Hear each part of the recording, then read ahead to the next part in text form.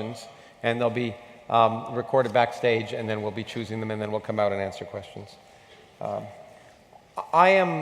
This is, for me, perhaps one of the hardest dialogues I've been involved in the Origins Project because of the individual I'm about to have the dialogue with. Noam Chomsky is so many things, and you know many of them in your program. One could call him the father of modern linguistics, establishing essentially a whole field, which is itself a rare thing to do. He's written over 100 books. He was named in at least several surveys as the top public intellectual in the world, and certainly in 2005 and twice since then. In at least one survey, one of the most influential thinkers of the 20th century. This is all said without hyperbole. That is substantiated because one of the things I learned from Noam is to always try and substantiate claims.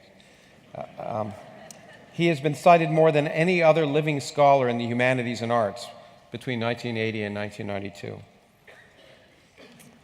He, besides being an incredible intellectual, he came to the public domain during the Vietnam War, during which he bravely was one of the first people to openly protest and led much of the protests against the Vietnam War, during which he became an American.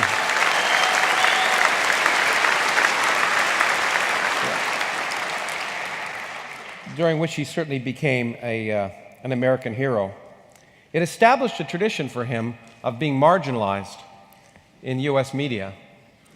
We were just noticing, some of you may have seen the New York Times online, that there was a interview with him on racism. It's in online. You won't find it in the hard copy, because the last time Noam was interviewed or quoted in the New York Times was in 1970s, which says something which we'll get to in this discussion. This is also a very personal moment for me, and it would be disingenuous not to mention it because I'm sure it'll creep in. I'm not a big believer in hero worship because you usually are disappointed. But I do have a few intellectual heroes too, to be exact, and people that I always thought I would want to emulate if I ever got to be in a position even remotely like theirs. Those two people are Richard Feynman, who I wrote a book about, and Noam Chomsky. I had the opportunity to know both of them, but I got to know Noam when I was a graduate student at MIT. MIT has the wisdom to not require you to take any courses if you're a graduate student, which was wonderful. So I didn't take any physics classes, but I took 2 courses in U.S. foreign policy from Noam Chomsky, and it was a revelation to me.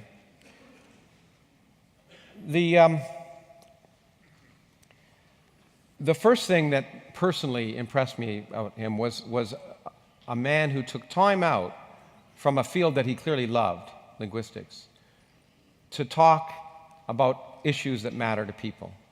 The courses that he taught for me at MIT were courses that weren't on the curriculum. He just voluntarily taught these courses in addition to his regular curriculum because he thought they were important. As a graduate student, not in linguistics, but in physics, I would walk into his office periodically and sit down and ask him a question. And we would talk for an hour, and I was just overwhelmed that he took me seriously. He showed me a kind of respect which I did not expect. And the last thing was that when I went, and Noam spends a lot of his time, and has always spent a lot of his time out in public, and in Cambridge there are many times when I was fortunate enough to go listen to him. And what impressed me was not just his discussions, but afterwards he answered questions well past midnight to the last person that asked the question. He showed a kind of respect and generosity for people's interests that is not common in most public intellectuals. And I always hoped that I would try and emulate those things, and every time I'm in that situation, I think of Noam. And some people say, what would Jesus do? But I ask, what would Noam do? So it is therefore one of the...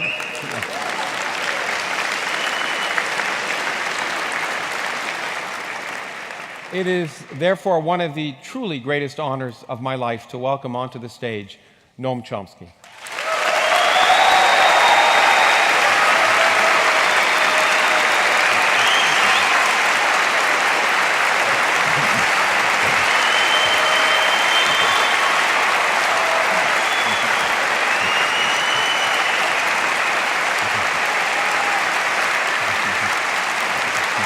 Okay.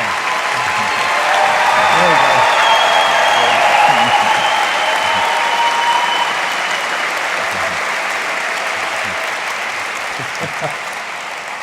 We can go a few hours with just that. But this is very difficult for me because there's so much to talk about and I want to cover.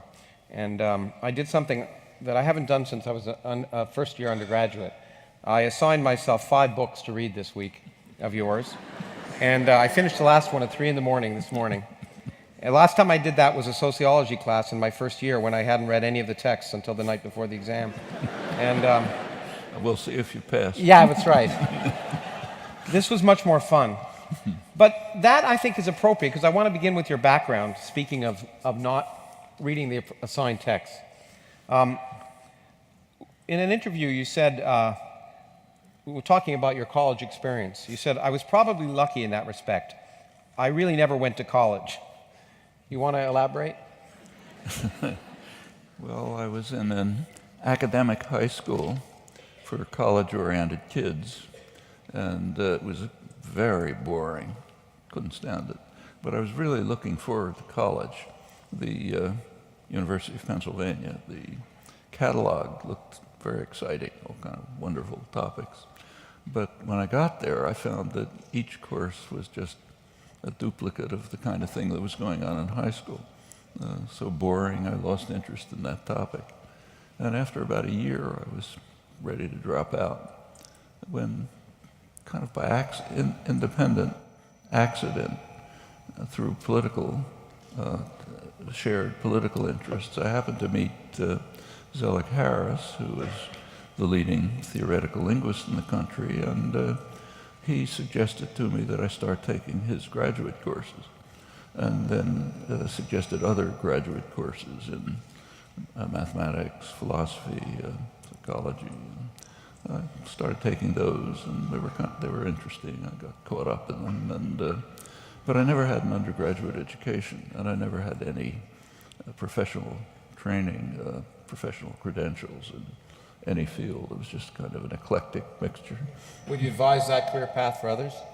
Well, it turned out to be lucky for me, but you have to survive in this world, and without credentials, it's hard. We'll talk about credentials later. But you've talked about teaching, and there are a few things you've written that I want to... you actually quoted some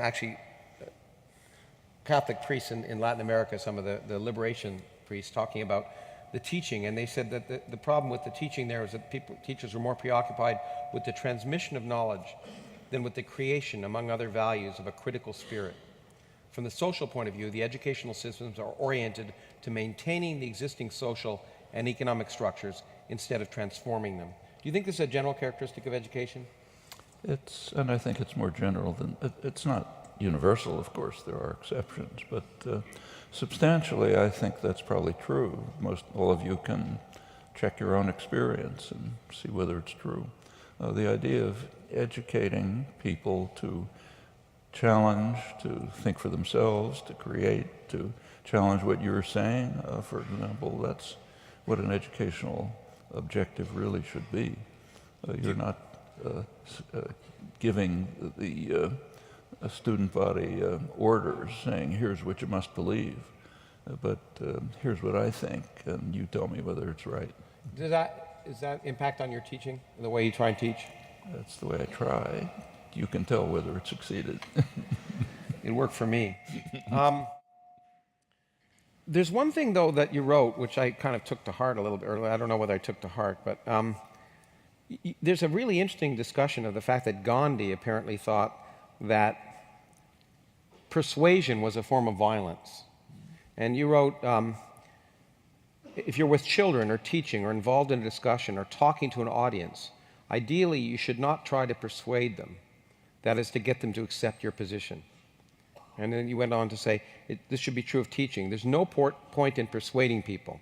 If you're teaching, say, physics, which I thought was a good choice, there's no point in persuading a student that you're right. You want to encourage them to find out what the truth is, which is probably that you're wrong. Very often. Yeah, and which is a really important point about teaching. But I was particularly taken with something that you wrote afterwards. for reasons that may be clear. It said, I'm always put off by people who are called good speakers, by those who can rouse an audience. That's just what you do not want. If you have the capacity to do it, you should suppress it. And I thought I want to get you to elaborate. I think that's right. An orator, rhetoric is the art or science, whatever you call it, of persuading people by appealing to their emotions, their, undermining their capacity for independent thought and inquiry, for challenge, for invention, for creation. It's exactly the opposite of what it ought to be. I mean, I have heard speakers who were inspiring, and I can understand the appeal, but people should resist it, I think. Okay, so I've been trying to think of things to disagree with you on here, and it's going to be hard. But let me put it to you this way, that I've often, with Richard Dawkins, debated the question of how to convince people or how to get people to think critically, and have said that you really, teaching is really seduction in a way, because you can't assume people are interested in what you have to say. If you do, then you've lost a lot of them. So it seems to me that if you're really interested in getting the step of critical thinking, you first have to motivate people to want to think critically, or to want to be interested enough in the topic to think critically. And that's where, if you wish, the idea of sort of rousing and interest. And I don't think if you can, unless you pass that natural sort of suspicion, then I don't think you can get people to the thinking critically unless you sort of... The right way to motivate people is to bring up issues, problems, puzzles that challenge them, and then ask them, try to help them to think through ways of interpreting, maybe solving these problems. There's an old, if you go back to the Enlightenment, there were kind of two models counterposed for teaching. One was the concept of pouring a liquid into a vessel. And we've all been through that, and as we all know, it's a pretty leaky vessel. When you memorize those books to pass the sociology test, a week later, I'll bet you forgot what the topic was. It was like Woody Allen. I remember his line about, I took a speed reading course and read War and Peace in 5 minutes. It's about Russia. Yeah, anyway, the other model, which was counterposed to this, was laying out a string along which the student pursues in his or her own way. So there's some structure to education, but the real task is to make it possible for the student to pursue, to investigate that structure, to explore it, maybe to modify it. Could be the wrong structure. And if you succeed in that, you've actually taught. Well, let me give you an example. The best math course I ever took, graduate course in modern algebra back in the 1940s, the instructor, who was a very good mathematician, would come in, race the blackboard, write down something on the blackboard, look at it, and ask the class, is that a theorem? And the rest of the session was the efforts of the class to either prove or disprove what was up there. The instructor, of course, participated if things went in the wrong direction, maybe give you some hints, but it was basic. The task was not, look, this is a theorem, here's where I'm going to prove it, but you find out whether this is a theorem or this is false. And that way you actually learn something. You learn how to be a mathematician, not just to discover whether that thing written there is true or false. To discover for yourself, which is really the only way. And then it's internalized. Yeah, then it's internalized, which is, I think, one of the reasons that graduate students should be encouraged to not take classes, actually, is to... Unless they're classes like this. Yeah, exactly. That was an amazing class. Well, that motivated you, in some sense, to become a scientist, which we were talking backstage a little bit. I asked if you thought you'd want to be a scientist early on, and maybe you can answer that here. Well, actually, when I was about 10 years old, I told my mother that I wanted to be a taxidermist. And the, re- and the reason was because the word sounded interesting. Oh, okay. But after that, I was, smelling up the house for my chemistry set and that sort of thing. And I was quite interested in chemistry, which has a certain similarity to linguistics. It's the study of structures, what creates them, how they interact, and so on and so forth. I got attracted to linguistics partly for just reasons of background, accidents, but partly because it struck me right away that this is an avenue, gives you access to the nature of the human mind. I didn't know it at that time, but there's a tradition going back centuries which quite plausibly regards language as the unique and distinctive property of human beings as distinct from other animals. Not just language itself, but the capacity to use language in a creative, innovative way.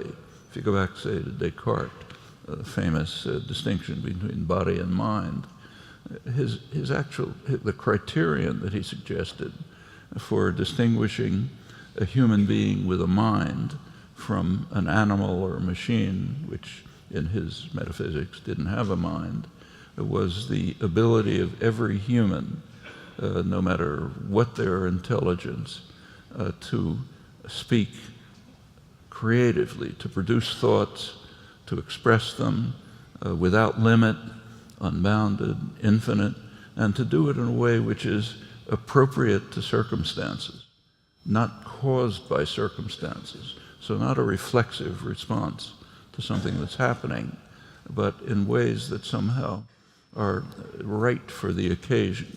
So like right now, we're not talking about, say, a soccer match that took place this afternoon. Wouldn't be appropriate. We're trying to formulate and create and articulate thoughts which are relevant to the circumstances of this meeting. And people do that all the time. That's normal. In fact, if you stop to think about it, probably 99% of your use of language never even gets expressed. It's internal.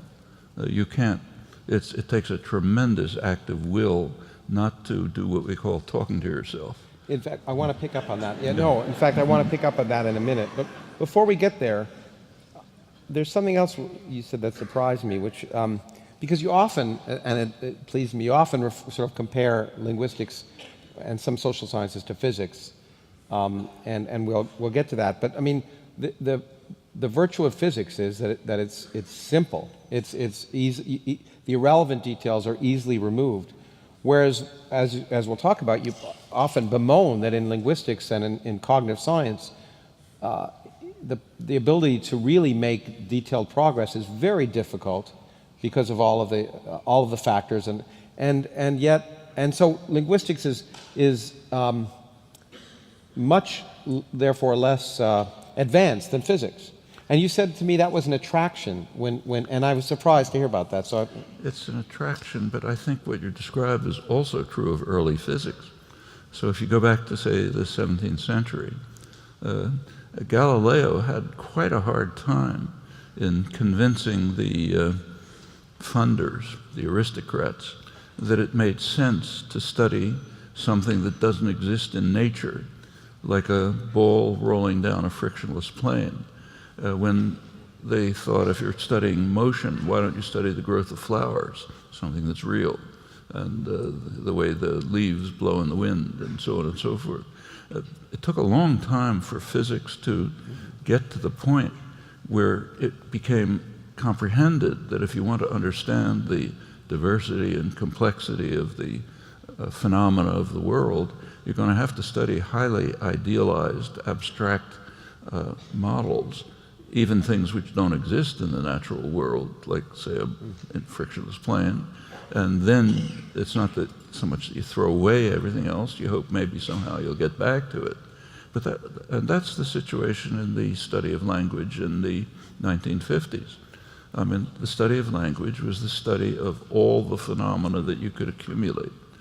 So the way, when I was a student, for example, late 1940s, your task was take some language, say Cherokee, and get a collection of data from it with an informant, some speaker or text or something, and then organize that data, put it in, segment the sentences, categorize what's there. You're finished, structural description, that's the end. Which includes everything that happens, right? Yeah. And it was also missing, crucially, the basic element that you should be studying, namely what's going on in here. What's going on in the mind of the speaker of that language that enabled him or her to produce and comprehend not only that data, but infinitely many more. Now that shift from the external data which you organize to the study of the internal processes that enable a person to interpret, comprehend, create thoughts and expressions, that's a huge difference. And you have to recall that this was the era of behavioral science, when the idea was that psychology is just the study of what you observe, and organization and control of what you observe. It's a very strange notion, behavioral science. It's kind of as if physics was called meter reading science, because that's the data, and then you organize the data. But you want to move from behavioral science to authentic science. You move it from what you observe to what's internally going on in the mind of the person, which plans, organizes, directs, interprets the observed data.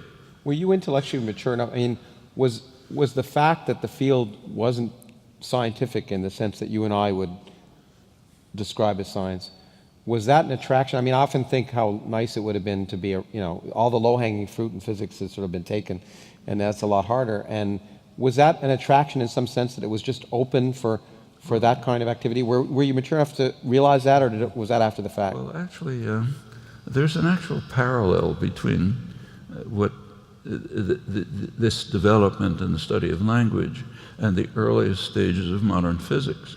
So if you go back to, say, the 15th century, scientists had an answer to everything. Like if this thing has boiling water in it, and I let go, the steam goes up and the container goes down, and there's an explanation for that. They're both going to their natural place. If two things are repelling one another or attracting one another, it's because of what were called sympathies and antipathies. That's the way it works. If I perceive this thing, what's happening is the form of this object is moving through the air, getting into my eye, and is implanted in my brain. So there's an answer to the problems of perception. It was when Galileo and his contemporaries began to allow themselves to be puzzled about this and ask, what's going on? How is this working? Then they quickly discovered that they didn't understand anything. They didn't have answers to any questions. Instead of having answers to all questions, they had answers to none, because everything was puzzling. And that's the beginning of modern science. And that's pretty much what happened in the 1950s. It was assumed at the time that we basically know everything.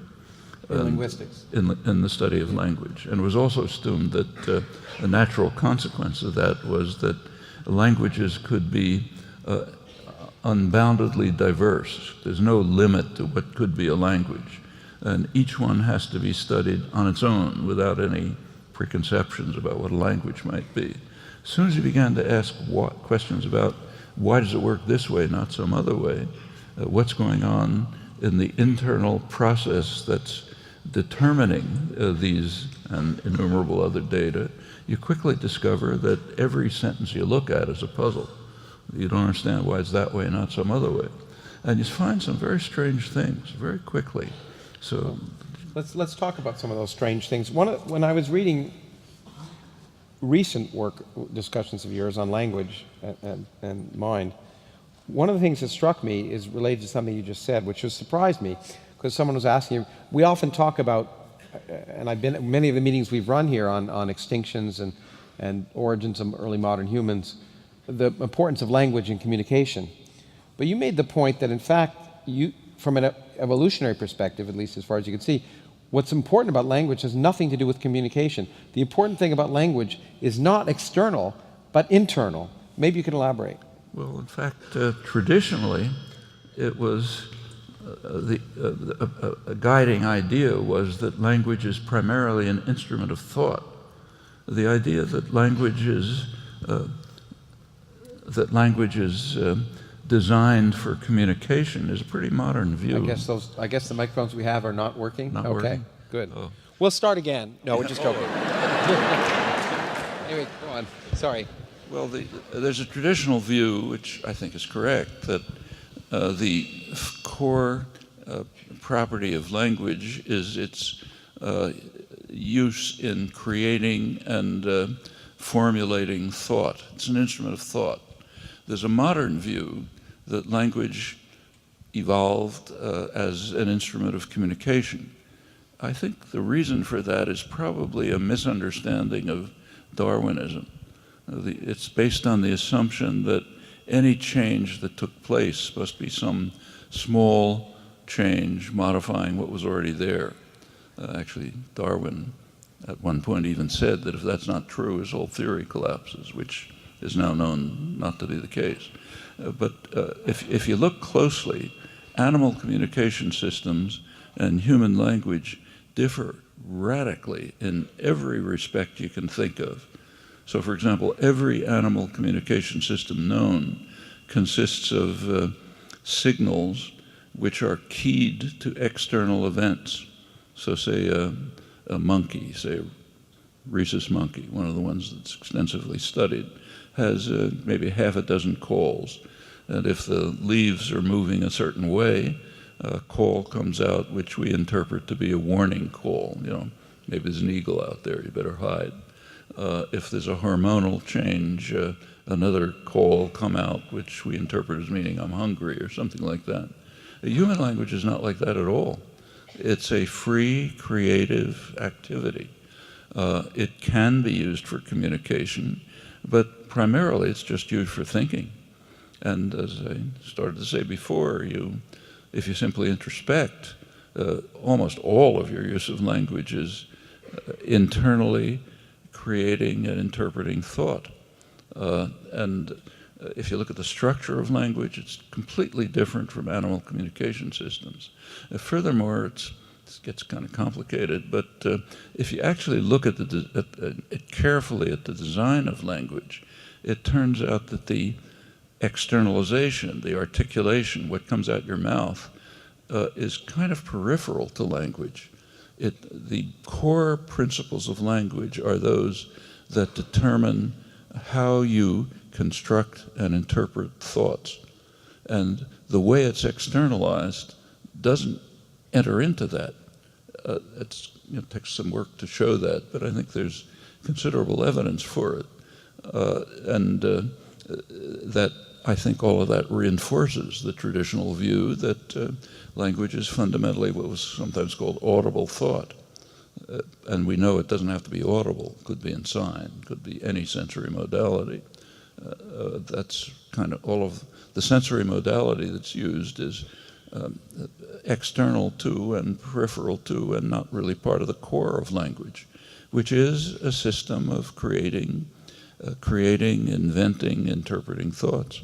Okay, well, say that. I know that your thinking changed dramatically, and in a way which, as we'll talk about, as a physicist, seems natural to me, but that the key evolutionary development that produced language was actually rather simple and quick, and that really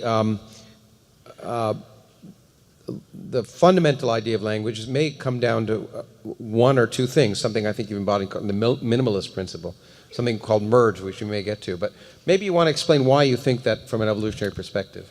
Well, actually, there's a huge literature on something called evolution of language, which is a very curious phenomenon. For one reason, because the subject doesn't exist. Languages don't evolve. They may change, but they don't evolve. What evolves is the capacity for language. That's quite a crucial difference. The capacity for language is something in your head, every human head. Now, we know a few things about the evolution of this capacity, very little. One thing which we know with a high degree of confidence is that the capacity for language is identical or virtually identical across all humans. So, for example, if you take an infant from a tribe in Papua New Guinea, which hasn't had contact with other humans for 40,000 years, which is possible, and you bring that infant here to Phoenix, it'll grow up exactly like children in Phoenix. It'll speak the same language, it'll become a quantum physicist, whatever, maybe, if it's unlikely. And conversely, now humans left our ancestors began to leave East Africa maybe 50, 60,000 years ago. So what that tells us is in that period, there has been no evolution of the language capacity. It's exactly what it was then, and maybe some time before. Now, the second fact, which is a plausible speculation rather than firmly established, is that if you go back shortly before that, there's no evidence for language at all. The evidence in this case is archaeological, and what it shows is that there's a kind of a sudden burst of creative activity in one line of the many hominin species that were around, our ancestors. And you see it in the construction of complex tools and evidence for the existence of complex social organizations, symbolic representation, even pretty fantastic symbolic art, measurement of celestial events, maybe by phases of the moon and so on. All of this happens in a very short time from an evolutionary point of view. It may be roughly, say, 75,000 years ago, plus or minus. Now what that tells you is that whatever this capacity is that distinguishes humans from other organisms must have developed very quickly and therefore must have been very simple. In fact, what it suggests is that what's in the mind is basically something kind of like a snowflake. It takes a complex form, but just by virtue of the laws of nature, not because of some evolutionary process. That's just the way it has to be because of the way nature works. Now, a language is a computational system. A very unusual feature of human language, very unusual within the whole biological world, is it has a property called discrete infinity. So there's a 6-word sentence, there's a 7-word sentence, but there's no 6.5-word sentence, and it goes on indefinitely. That's different from almost anything in the biological world. Now, such systems are understood by mid-20th century, thanks to the work of Turing, Gödel, others. The general theory of computation involving such systems was quite well understood. And that suggests to us that that's exactly what emerged sometime, say roughly 75,000 years ago, and all of the diversity and complexity of language must somehow either derive directly from that or be peripheral to language, like the way in which it's articulated by the mouth. The sensory motor system has been around for hundreds of thousands of years, and our effort to take this internal snowflake and get it out of your mouth is a complicated process, and it's pretty well understood by now that that's where that external process, really peripheral to language, is where the complexity and diversity of language resides. Also, its mutability, that changes quite easily. When you learn a language, that's what you learn. You don't learn the internal principles that determine the meaning and structure of expressions. One of the reasons you don't learn that is there's no data for it. The child is not presented with any evidence for that. What you are presented with evidence for is things like pronunciation, word order, what are morphological paradigms. Do you express plural or don't you express it? Things like that. That's what you have to learn, but it's all external to language. The internal part, what probably evolved, say, in that brief window, must be something extremely simple and invariant. Same for all languages. Now, you pointed out to me when we were talking about this again last stage that we should put a caveat here that the views you express are your views, and in fact, mine. You would argue that they're a minority among modern linguists. Tiny minority, and I'm not trying to persuade you. Remember? Yeah, no. But You're supposed to investigate to see whether this makes any sense. The one question I want to ask is why is that? Because again, as most of the physical scientists in the audience, I mean, that just, as a physicist, and we call it reductionism, or some people don't like that, but we've been very successful. The world around us is very, very complicated, but it seems natural to explain it in terms of very simple principles, and we've been very, very successful over 400 years at doing just that. It seems to me kind of obvious, if you were going to approach this, that that's what you'd look for. Why the resistance in linguistics? That was 400 years. This is 40 years. Okay. If you look back I think the right place to look is the early stages of modern science.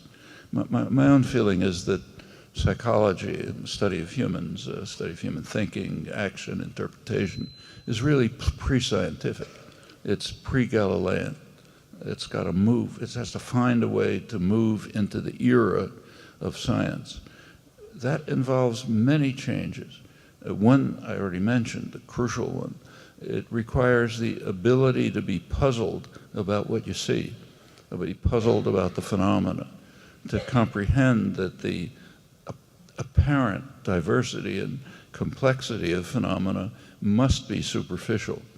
There's absolutely no way to acquire a language or other cognitive skills on the basis of just, say, induction from data. It can't be done. And the uniformity and the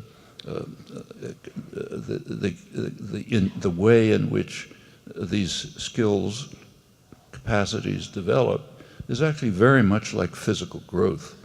Like you don't learn how to have arms and legs. You're designed to have arms and legs. Well, let's not use the word design, can we? Design just means it's somewhere in your genetic apparatus. Just to be clear about that. Design doesn't mean somebody designed. But let me jump on that, because when I was reading it, you may have used this analogy yourself. I don't think I got it from you, but when I was thinking about your approach to language, it seems to me it's very similar to thinking about the eye, in the sense that we don't learn how to see.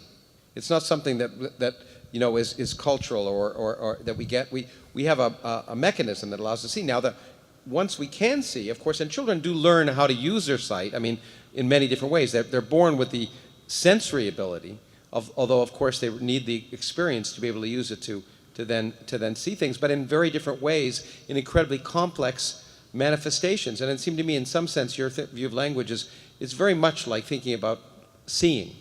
Well, in fact, a lot is known about human vision, and certainly there's a reason for that. We experiment with cats and monkeys, and we do invasive experiments, which you're not permitted to do with humans, and they have about the same visual system. So therefore, we know something about the visual system of humans. And notice you can't do that with language, because there is no other organism that has the capacity. So you can't investigate with invasive experiments with other organisms. But from the study of cats and monkeys, we've learned a lot about this. So for example, there were classic experiments roughly 50 years ago, which showed that if you take, say, a kitten, which is a newborn kitten, and you blind it you sew its eyelids together essentially, so it can't see for a couple of weeks, it will never see. It has to have experience in that particular period in order for the system to develop. In fact, the cells actually degenerate if it's not done. And furthermore, other experiments showed that the kitten has to have patterned stimulation. So if it has diffuse stimulation, like if you put something over the eye which just gives diffuse light, then the system degenerates, can't develop. Now, that's every biological system of growth that's known has properties like that. And doesn't language, I mean, there's a few cases of wild child, right? I mean, there are a few cases where it wasn't done by scientists, but where children were not exposed to language or that level of communication, and their ability to manifest language was reduced. Actually, a lot of this is lore, but there are some real cases that have been studied. The case that's best known, which some of you may know about, is a girl who's called Jeannie. There's books about it. You be careful about the books. Many of them are not true, but we'll get to that. In fact, there's a good study by the scientist who actually worked with her, Susan Curtis. This is a girl who was locked in a room, tied to a chair by a psychotic father. Food was thrown to her, stayed alive, but she had no linguistic experience, except for the first year or two of, I think it was 2 years of life, which may be significant. But when she was finally found at about age 12 or so, and of course released, and efforts were made to teach her language and sort of bring her into the world, she was, as you can guess, she was totally psychotic. I mean, all deranged. It's quite an experience. But she was very clever. And at first she deceived her therapists and the scientists observing her into thinking that she actually was acquiring language. But closer investigation showed that that was not happening. Whatever the requirement is, analogous to the first couple of weeks of life for vision, she apparently didn't have. And that meant that the ability to acquire language probably was lost. Now, there aren't many cases like that, but that appears to be the case. That difficulty of doing those kind of experiments for ethical reasons is interesting because, of course, it limits one's ability to understand a very complicated thing, which is human language. One of the points you make is that bees, of course, communicate. They have their languages, and in principle, you'd be able to do much greater experiments than bees. But there are far more books and work on human language, in spite of the fact the evolution of human language, in spite of the fact that you have this system which you can access. And it's very striking. I mean, if you look in the library for books on evolution of language, that's the wrong name, as I said. It should be the evolution of linguistic capacity. Huge library. Take a look at you'll have to take a look at on the internet, because you're not going to find it in the library, for studies of the evolution of the bee communication system. Very few. And that's very striking, because a bee they have a complicated communication system. A lot of it's known about it. A bee has a brain the size of a grass seed, I think 800,000 neurons, has a very brief gestation period. As you said, you can do any experiment you like. You don't need permission forms and so on. It's a perfect organism to study. So why is evolution of the bee system not studied? It's too hard. And if it's hard, then human language is much harder. Human language is incomparably harder, but there's a huge library about it. By the way, I bring this up because one of the many wonderful things about ASU is that we have a huge insect communication and social insect group that does study at least social insect communication. And the best in the world is done here, I think. Even the neurology of it is not really well understood. And that, again, is something, in fact, it's even more so than that. One of the most studied organisms is what are called nematodes, C. elegans. It's a tiny little worm, maybe 800 cells, has about 300 neurons. The wiring diagram's completely understood. Mm-hmm. But to try to figure out what that thing is doing, turns out to be extremely hard. Yeah, that's why I tell my biologist friends that's why I do physics, because it's so much easier. But the interesting thing is, I think it's a property. I have friends, and I know are in the audience, very interested in consciousness. And there's a theorem, I think, that there's an inverse relationship between what is known in a field and the number of books that are written about it. And consciousness is everywhere. And whereas, if you got gravity, you just needed one book, right? And that's all you need. So I don't. If you know the answer, you don't have to have a lot of exactly. books. Now, in fact, actually, this is a quote of yours that I liked. You said, "The study of the formal properties of language reveals something of the nature of humans in a negative way. It underscores with great clarity the limits of our understanding of those qualities of mind that are apparently unique to humans and that must enter into their cultural achievements in an intimate, if still quite obscure manner."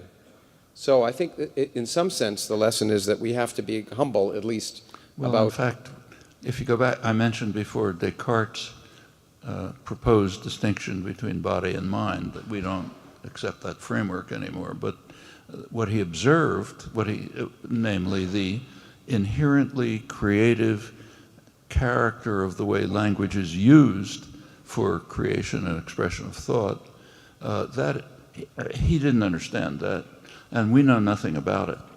Nothing. Same mystery. And this holds for voluntary action altogether, not just language. So we were talking about it before. There's a recent review by a very good scientist of what's known about the how voluntary action it takes place. So let's say my reaching for this. And what then he goes through what's known about the neurology, the muscles, what the neurons are doing, and so on. But he ends up by saying, we're now beginning to understand the puppet and the strings, but we don't know anything about the mind of the puppeteer. Nothing. So what is making me pick this up rather than, take this and throw it on the floor? About that, nothing is known. So yes, we have to be very humble. That's hundreds of years. We're exactly as ignorant as before, and we don't even know how to investigate it. Now, in that regard, I want to slowly segue to the other part of your experience, and which is, you wrote a wonderful essay called Language and Freedom. Before I get there, though, it seems to me what the motivation to study language was to understand something which you often talk about as human nature. I was going to ask you what, I still don't quite know what the phrase means, human nature, but you seemed attracted to the notion that understanding human nature would help us understand social interactions, an issue that has been and clearly is very important to you, and we'll get there. And you were attracted and have written a lot about Rousseau. Now, I remember Jean-Jacques Rousseau had a big impact on me when I read him, The Social Contract, because of that famous phrase, man is born free but lives forever in chains, which took me a long time to understand. And but Rousseau had this idea, which in your writing you've repeated a number of times, that somehow the natural state of man, and we'll just use man for that moment here, is a good one, and somehow society screws that up. So, for example, you wrote, actually at the time of American draft resistors, you were saying many who were beginning to recover from the catastrophe of 20th century Western civilization, which has so tragically confirmed Rousseau's judgment. And he wrote, "Here arose the national wars, battles, murders, and reprisals which make nature tremble and shook reason, and all those horrible prejudices which rank the honor of shedding human blood among the virtues. The most decent men learned to consider it one of their duties to murder their fellow man. At length men were seen to massacre each other by the thousands without knowing why. More murders were committed on a single day of fighting, and more horrors in the capture of a single city than were committed in the state of nature during whole centuries over the entire face of the earth." Now, is that really, it seems to me that that's wrong. That's Rousseau. Yeah, it's Rousseau, but I mean, you quoted it. And the question is, do you agree with that? I mean, it seems to me that, in fact, one of your former colleagues, Steve Pinker, has written a book, The Better Angels of Our Nature, that in fact, if you wanted to choose a time to be around and have a happy, nonviolent life, today is a lot better than when you're being around at Neanderthal times.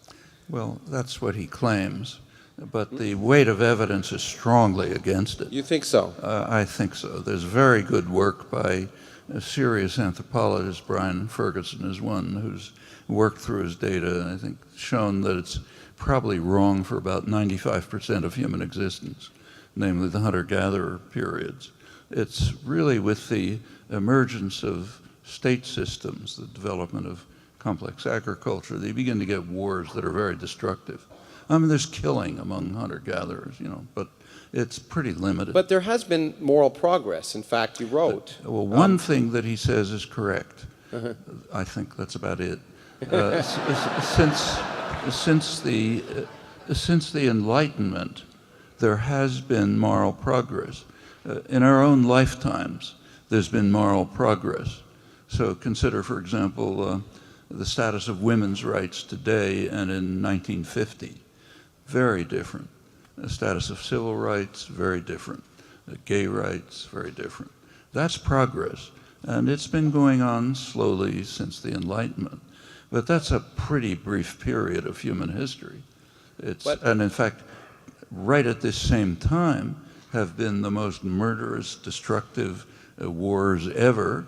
And even 70 years ago, the creation by some of the smartest people in the world of a device that may destroy us all and is on the verge of destroying us all. We'll get to that. As you know, I'm the chairman of the board of the Bolton Atomic Scientists. It's an issue that's really of great interest to me. You actually just reproduced a quote I was going to talk about for you. Is it that there has been moral progress in many ways, status of women in particular. You talk about your daughters versus your grandmother. And you say it's fairly brief, but don't you think it's interesting that coincides with the rise of science? Do you think that's coincidental? No, it's not coincidental. Part of the contribution of the Enlightenment was to free inquiry from constraints, which led to the rise of science. So breaking free of these fetters that society had imposed did permit the rise of science, did permit moral progress, also permitted massive destruction. Well, now we're going to get to the massive destruction, and you're interested in that. You wrote at one point, and the transition in this language and freedom, which is really trying to understand whether your scientific and intellectual background somehow motivated, in some sense, your social activism. Could I make... You can say whatever you want. Take a look at the first sentence. The first sentence of this article says, I've been asked to talk about language and freedom. There's a lot to say about language. There's a lot to say about freedom, but I have almost nothing to say about and. Okay, but here's one of the things. How are they connected? Here's one of the things you did say, which I find interesting, which I want to ask if it motivates you, okay? I mean, I like to believe that the intensive study of one aspect of human psychology, human language, may contribute to a humanistic social science that will serve as well as an instrument for social action. I would like to believe that's crucial. Yes, I would like has that to been believe your that. Has that been a motivator? Like No.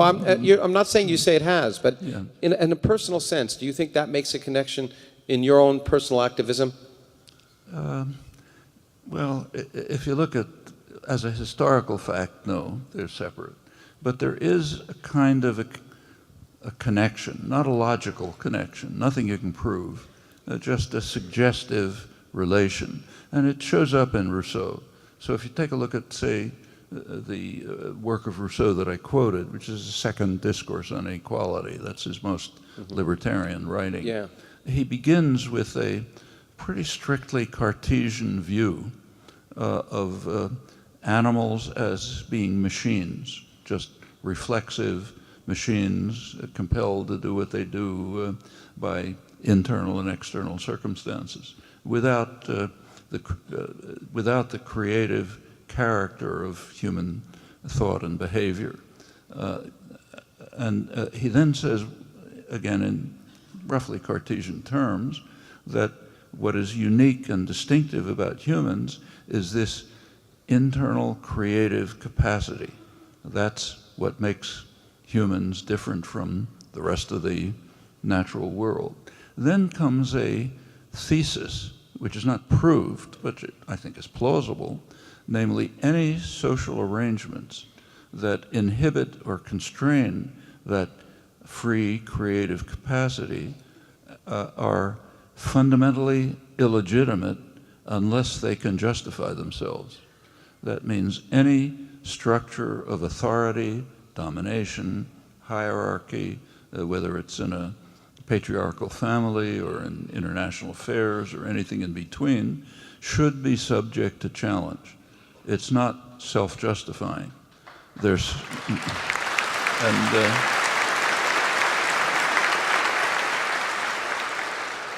I mean, you can see the chain of thinking. Notice it's not a proof, but beginning with the observation that specific to human nature, a term which I don't object to, we maybe could talk about that. Yeah. Inherent to human nature, what's special about us, is this creative character, the need to inquire, to create, to act, to choose what you do, how you speak, how you interact, and so on. There's kind of a chain of thinking from that to the conclusion that which is in Rousseau, in fact, that social structures which inhibit that are illegitimate unless proved otherwise. Like sometimes you can give an argument in favor of authority. So if I'm walking down the street with, say, my 3-year-old granddaughter, and she runs into the street and I grab her arm and pull her back, I think I can give a justification for that. But the point is that the argument is that any form of authority and domination requires justification. And usually you can't justify it, in which case you have to dismantle it and replace it by something more free and just. Oh, this is perfect. This is a great segue. This is perfect. By the way, I want to let the people backstage know that we're going to go a little long. Instead of we're going to go about 15 minutes longer than intended, and the reason is I want to. So You made a choice. Okay. But how did live with it. How did you make this? It's such power. Anyway, you wrote a piece in 1966 which changed your life probably in some ways, because it was a piece that first, I imagine for many in the public, brought you to the responsibility of intellectuals. A profoundly important piece in which you said it's the responsibility of intellectuals to speak the truth and expose lies. Intellectuals are in a position to expose the lies of governments, to analyze actions according to their causes and motives and often hidden intentions. In the Western world, at least, they have the power that comes from political liberty, from access to information, and freedom of expression. For a privileged minority, Western democracy provides the leisure, the facilities, and the training to seek the truth lying hidden beneath the veil of distortion and misrepresentation, ideology, and class interests through which the events of current history are presented to us. And it seemed to me that epitomizes what has been your role as a public intellectual. Is that your guiding principle? Whether it's been the role or not is for you to decide, but it's certainly been the guiding principle, something that ought to be done. And yet at the same time, yeah. Okay. I should say we're entering the part of the program where there's going to be a lot more applause, so we'll get used to it. You have, at the same time, pointed out, at the same time as talking about what the responsibility of an intellectual is, spent a great deal of time essentially castigating intellectuals, pointing out that the role of intellectuals has not been that. The role of intellectuals in our society, which I guess I first learned when I was in your class, which surprised me, is really been to be completely complicit in the lies and distortions, and in fact provide an underlying fabric and story on which those people can then use to discuss that. So. It's unfortunate, but as a fact, I think that's a well-documented fact. Remember, intellectuals are the people who write history, so they come out looking pretty good. But you've got to take, as usual, you have to challenge things that look sort of obvious. If you think about the history of intellectuals, I think you can show that it's quite different. Actually, the term intellectual came into use in its modern sense pretty much with the Dreyfus trial in France, late 19th century. Now, today we admire and respect the Dreyfusards, Emile Zola, others who stood up for justice and so on. You look back at the time, they were a persecuted minority. The great intellectuals, the immortals of the French Academy, bitterly condemned and denounced them. How dare you challenge the august character of the state? You, a writer with no competence, how can you claim that our army is deceiving us, and so on? And in fact, Emile Zola had to flee from France. And that's pretty typical. Take almost any society you like, and you find that there's a fringe of critical dissidents, and they're usually subjected to one or another form of punishment. Depends on the nature of the society. So if it was in Eastern Europe in the last 50 years, they could be jailed, say, like Václav Havel was sent to jail.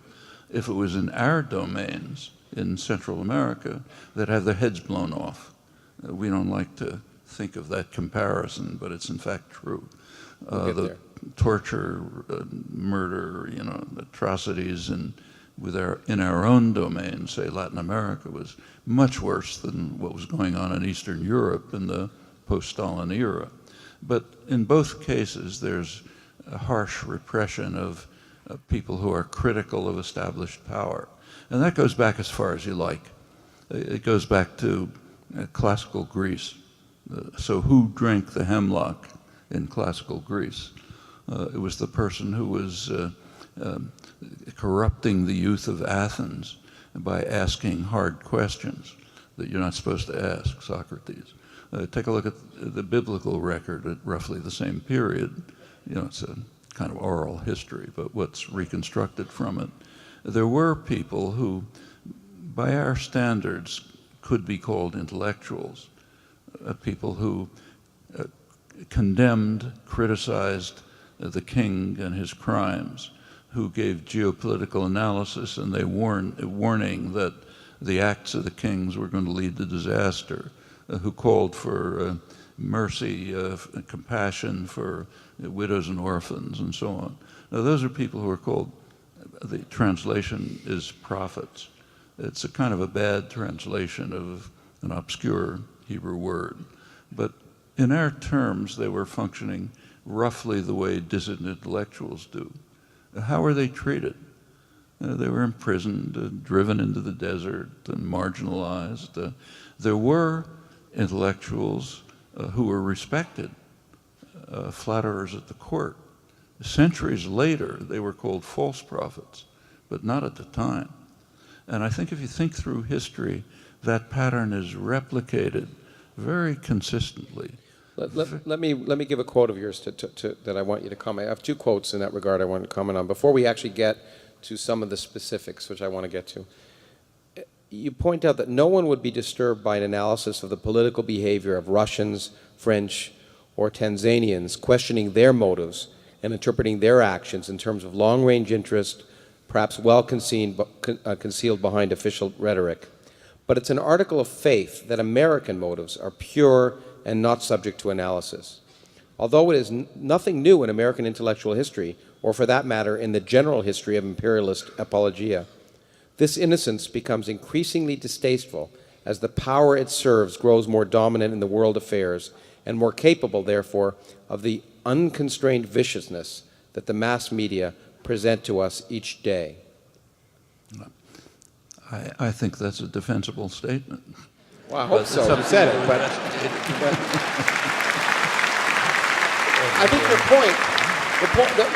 the point, and I remember this vividly. And remember that this statement is the conclusion from extensive documentation. And substantiated. And I have many pages that I've been turning over because we don't have time to read your substantiations. But I do remember you making the statement to me many, many years ago, something that seemed obvious, and that I guess if you asked a 5-year-old, I think is the way you put it, they'd give you the answer, but you never hear, which is, would you expect that this country would behave differently than any other country, and would you expect that foreign policy wouldn't be carried out in the interests of those who are most powerful in that country, instead of in terms of altruism? But we grow up with this illusion. I didn't grow up in the United States, but it was the same in Canada. The illusion that somehow this country was somehow morally superior to all others. Yeah, it's called American exceptionalism. There are a couple of problems with that concept. That concept is held by every great power. Yeah. So there's British exceptionalism, French exceptionalism, and so on. Secondly, the exceptionalism is wrong. They're all the same. They're all the same. Now, in fact, there's some great things I'm going to skip, but I want you to also comment on this quote, because this is also in regard to your view towards certain types of intellectual activity. In short, the experts on values, spokesmen for the great religions and philosophical systems, will provide fundamental insights on moral perspectives, and the experts on social theory will provide general empirically validated propositions and general, quote-unquote, general models of conflict. From this interplay, new policies will emerge, presumably from application of the canons of the scientific method. The only debatable issue, it seems to me, is whether it's more ridiculous to turn to experts in social theory for general, well-confirmed propositions, or to the specialists in the great religions and philosophical systems for insights into fundamental human values. I think, again, that's defensible. So what do we do? What we do is recognize that people like us, I suspect virtually all of us, are a privileged minority. Mm-hmm. We do have unusual freedom by comparative standards. There's plenty you can criticize about the country, but by comparative standards, it's very free. The ability of the state to repress and constrain is quite limited for anybody who has a degree of privilege. Now, it's not true if you happen to be a black kid in the slums, but for people like us, people who've gone through college, who are relatively well off, have the resources, have the time, have the access to the internet, have plenty of opportunities, I think that yields conclusions about what we ought to be doing. I mean, quite generally, privilege confers opportunity, and opportunity confers responsibility, and responsibility means dedication to challenging, questioning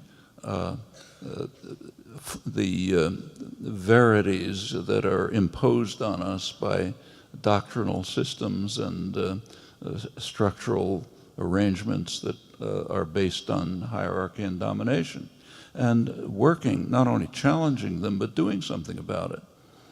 And to the degree that you have privilege, there's more that you can do.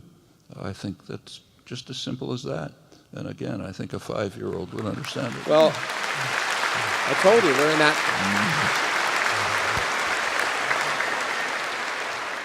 We're definitely in the applause phase, and I'll go on because I want. It seemed to me that you end one of that essay with the statements about related to a Russian death camp paymaster, or a German death camp paymaster who learned the Russians would hang him, and he said, "Why should they? What have I done?" And he said, you said, "The question, what have I done, is one that we may ask ourselves as we read each day of fresh atrocities in Vietnam, as we create or mouth or tolerate the deceptions that will be used to justify the next defense of freedom." So let's talk about some of those deceptions, which I think is one of the, I would applaud because I think that's one of the most important. You have to remember But your by point, 1966, when that was written, one of the leading specialists on Vietnam, one of the most respected ones, Bernard Fall, French military historian, Vietnam specialist, very highly respected. What he wrote at that time was that it is questionable whether Vietnam as a historic and cultural entity will survive the attack of the most powerful and brutal military machine of all time, namely us. That was right at that time. So I think those words were appropriate. Well, and but if you ask what's happened next, it's repeated over and over we're again. going to go. I want to go one by one through some of them, but at the same time, before we get there, I want to point out you've written a lot about this fact that there is a machinery that makes it extremely difficult to see what's actually happening, and that it's well organized. You've argued, and you quote Edward Bernays, who shortly before he was honored for his contributions by the American Psychological Association in 1949, wrote, "The conscious and intelligent manipulation of the organized habits and opinions of the masses is an important element in a democratic society." He went on, "There's a trifling fraction of the population who understand the mental processes and social patterns of the masses and are therefore in a position to pull the wires which control the public mind. This process of engineering consent is the very essence of the democratic process," he put. That's Edward Bernays, and it's important to remember who he was. He's one of the founders of the public relations industry. His first great book was called, in the 1920s, was called Propaganda. In those days, the term propaganda was used for persuasion, basically. It got a kind of bad connotation during the 30s and the 40s, so we now only use it for the propaganda of others, not for our own. But he was the founder of the public relations industry. He's a very respected Wilson, Roosevelt, Kennedy liberal, hero in Cambridge, where I live. His first great achievement, what really propelled him to fame, was getting women to smoke. In the 1920s, women didn't smoke. He was hired by one of the, I forget which one of the tobacco companies, and he arranged things like having models walk down Fifth Avenue smoking, and that's the modern women, that's liberating, and so on. How many tens of millions of women he killed, we don't know, but plenty of them. One of his other great achievements in 1954 was to create in the country the fear that unless we defend ourselves from communism in Guatemala, we're going to be destroyed. That laid the basis for overthrowing Guatemalan democracy, brief experiment in democracy, imposing a vicious, brutal dictatorship, which pretty much lasts till today, destroying the country, hundreds of thousands of killed, and so on. Those are the achievements of propaganda for which he's respected. Another point that should be made is that what he was saying is pretty much characteristic of liberal intellectual opinion about the nature of democracy. Let me go on from that. In fact, I don't know if he's considered a liberal intellectual hero, the professor of science of government at Harvard, Samuel Huntington, who you quote, "The architects of power in the United States must create a force that can be felt but not seen. Power remains strong when it remains in the dark. Exposed to the sunlight, it begins to evaporate." And then he said, of the Reagan years, that you have to sell intervention and other military action in such a way as to create the misimpression that it is the Soviet Union that you're fighting. So this is discussed in the open. That's 1981, Yeah. and he should be respected for his honesty. But that's pretty much correct. In fact, the other person that amazed me that you often talk about should be respected for his honesty is another despicable human being, Henry Kissinger. And I wonder whether you might want to comment on that. Well, Kissinger has some really remarkable lines. And what's important about them is not just that he produced them and that they led to actions implementing them, but that there's no reaction to it among the intellectual classes. So, for example, at one point in must be 1971, he calmly transmitted orders from probably half-drunk Richard Nixon to the U.S. Army and Air Force, referring to Cambodia, and the orders were anything that flies against anything that moves in rural Cambodia. It's pretty hard to find in the archival record any statement advocating genocide at that level of clarity and explicitness. And those orders were carried out with horrendous effect. Now, all of this appeared in the New York Times. When the Nixon tapes were exposed, there was an article about what was in them, mostly about gossip. But if you look closely, one of the things in the revelation was this order.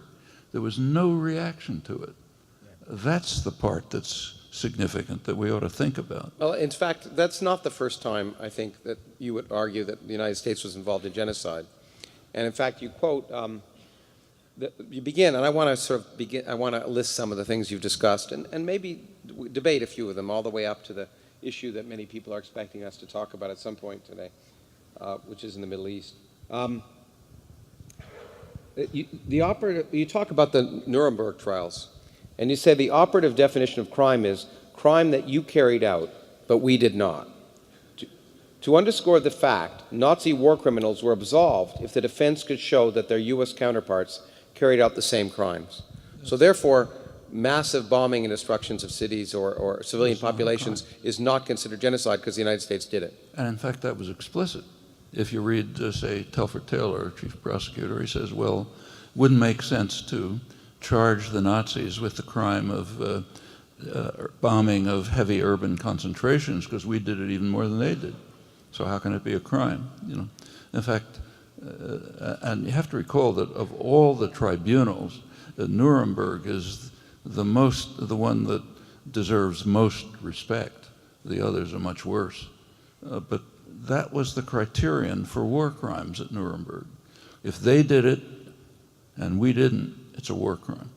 So you want to list some of the major times that we've been involved in genocide, perhaps going from Florida, Nicaragua, El Salvador, maybe have some, just remind people, especially the young people in the audience? Well, you know, again, that's something all of us ought to know. Why are we here? What happened to the indigenous population? Are they around? Okay. I mean, that answers the question. And in fact, the perpetrators were quite aware of it. If you read the Founding Fathers, you know, General Henry Knox, first Secretary of War, on, they were well aware that what they were doing was exterminating the indigenous populations. We're a settler colonial society. And we're here because the indigenous population isn't here. Okay, pick the word you like, but that's a fact. A parallel fact is that to an extent that is only beginning to be revealed by scholarship very recently, our wealth, privilege, progress is based very heavily on a century of vicious slave labor camps where productivity, namely what are called slave plantations, where productivity actually increased very rapidly, more rapidly than in manufacturing, without any technological progress other than more intensive use of the bullwhip and the pistol. That's the basis for our wealth. Cotton production was set off the Industrial Revolution, and it didn't just enrich the slave owners. It created the manufacturing economy in the Northeast. You know, mills were the big innovation in manufacture. Created the modern financial system. Same in England. That's how the English Industrial Revolution took off. So based on horrendous slave labor, which in fact was replicated in later years, and extermination of the indigenous population. These are pretty serious things. Well, it seems to me they're serious, but what's more obscene? Fine. What's more obscene, and I think you've argued this, because I've learned it from you, is not the act of doing it, is the fact that we forget about it, the fact that we don't talk about it, and the fact that we don't talk about Nicaragua, as you put it, was reduced to a second poorest country in the hemisphere, with 60% of children under 2 afflicted with anemia and severe malnutrition. And if it was comparable to our country, it would have been about 2.5 million dead individuals if you ramped up to our country. The fact that in El Salvador, people didn't talk about the brutal murders of in that case the Catholic Jesuit priests, the leading Latin American intellectual, and that those deaths weren't talked about. If the responsibility of intellectuals is to expose lies and truth, we need to keep talking about it. Exactly, and it goes on. Now, in that regard, let's come to today. Yeah, I was going to say, let's come to today. I mean, we're deeply concerned about the rise of the so-called Islamic State, which is a monstrous development, no doubt about it. And where did it come from? Was it there 20 years ago? I mean, it was largely created by our hitting a vulnerable society with a sledgehammer, namely the invasion of Iraq, imposing sectarian divisions that barely existed, horrible atrocities. Out of this came extreme violence, sectarian conflict, tearing Iraq to shreds, spreading throughout the region, and an extremist fringe of this is now taking over a good bit of Iraq and Syria, and we're puzzled about how to deal with it. It didn't come from nowhere. You know, actions have consequences. Actions have Yeah, I told you. We'll keep going. But I want to. Actions have consequences, and in fact, there was a big issue. There seemed to be very little debate about whether forget the invasion of Iraq, but our invasion of Afghanistan was a just war, and you put it in an interesting way, I think, which puts it in perspective, because it's the questions of just war. Once the issue of universality arises, if the U.S. is unquestionably authorized to bomb another country to compel its leaders to turn over someone it suspects of involvement in a terrorist act, then, a fortiori, Cuba, Nicaragua, and a host of others are entitled to bomb the U.S. because there's no doubt of its involvement in terrorist activities against them. I mean, it's kind of suppressed because now there's a story that we invaded Afghanistan to overthrow the Taliban, bring freedom and democracy, and so on. But go back to what actually happened. It's not ancient history. You don't have to go to secret records. It's all public. The initial bombing of Afghanistan was announced by President Bush as punishment to the Taliban for refusing to turn over to us someone who we suspected of terrorism. Now, actually, they requested evidence. No, we don't deal with people like you by presenting evidence. We tell you turn them over, turn them over. They actually made some gestures, we don't know how serious they were, to set up extradition proceedings, independent trials, and so on. We don't want to hear anything about that. We ordered you to turn them over. You don't do it, we bomb you, period. That's what happened October 7th. Look it up. Okay, I was going to talk about terrorism, but we're running short of time. In fact, we've gone over, but that's okay. There are two issues that I want to talk about. The first one is Netanyahu. What the hell's going on?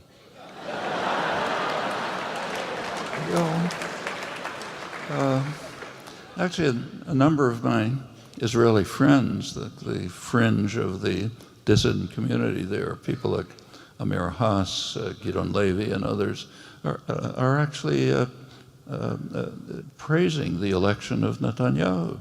Says it takes the veil away from the common policies. And there's some truth to that, I think. But there's more to it. We should look a little bit about the history. Netanyahu is now being attacked in the United States because in a campaign speech, he said there won't be a Palestinian state in my lifetime. Well, in 2009, his party, Likud, the governing party, had an electoral program, official program. What did it say? It said there cannot be any self-determination for Palestinians in the land of Israel. That means Jordan to the sea. The same comment. In fact, go back to 1996, Netanyahu's first electoral victory. He was elected prime minister in 1996.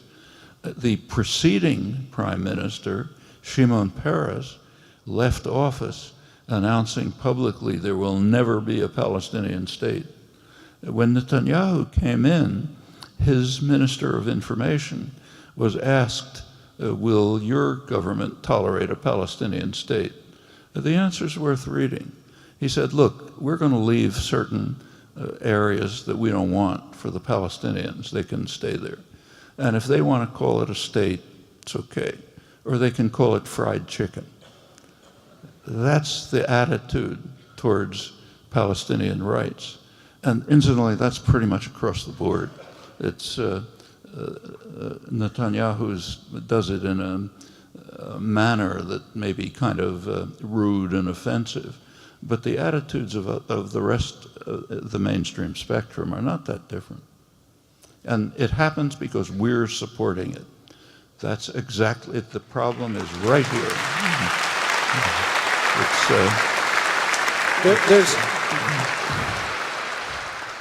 There may be more questions on Israel, so I'm going to leave that. But I think I was surprised by a statement you made in 2004 about Syria.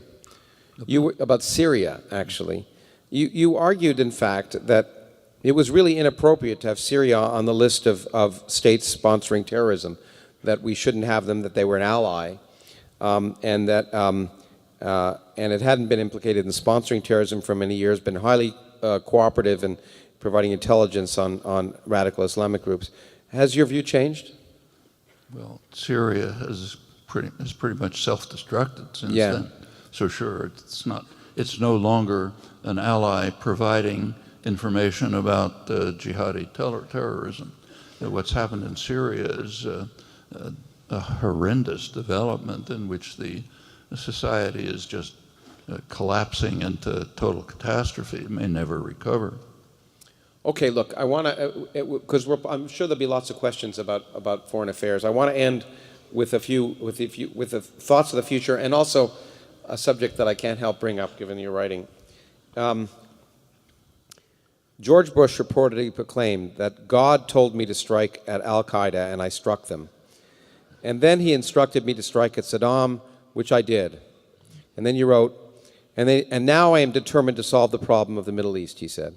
Also, and in your words, also at the command of the Lord of hosts, the war god, whom we are instructed by the Holy Book to worship above all other gods. And as I mentioned, the elite press dutifully refers to his messianic mission to solve the problem of the Middle East, in fact, the world, following, quote, our responsibility to history to rid the world of evil. The early English colonists in North America were following the word of the Lord as they slaughtered the Amalekites, in the new Israel that they were liberating from the native blight. Those who followed them, also Bible-waving, God-fearing Christians, did their religious duty by conquering and possessing the Promised Land, ridding it of millions of Canaanites, and proceeding to war against the Papists in Florida, Mexico, and California. Now, it's sustainable again, I'm afraid. Yes, but the question I'm going to ask you may not be the one you think. So, you once told me in an email when I talked about my concerns about religion, that you rightly, then this is a profoundly important thing. You don't care what people believe; it's what they do that counts. But beliefs influence actions. And it seems to me, and I'd like to hear your comment, that if you really talk about, if we go back to your argument for the responsibility of intellectuals, which is expose lies, is it not, therefore, our responsibility to expose religious lies? Sure.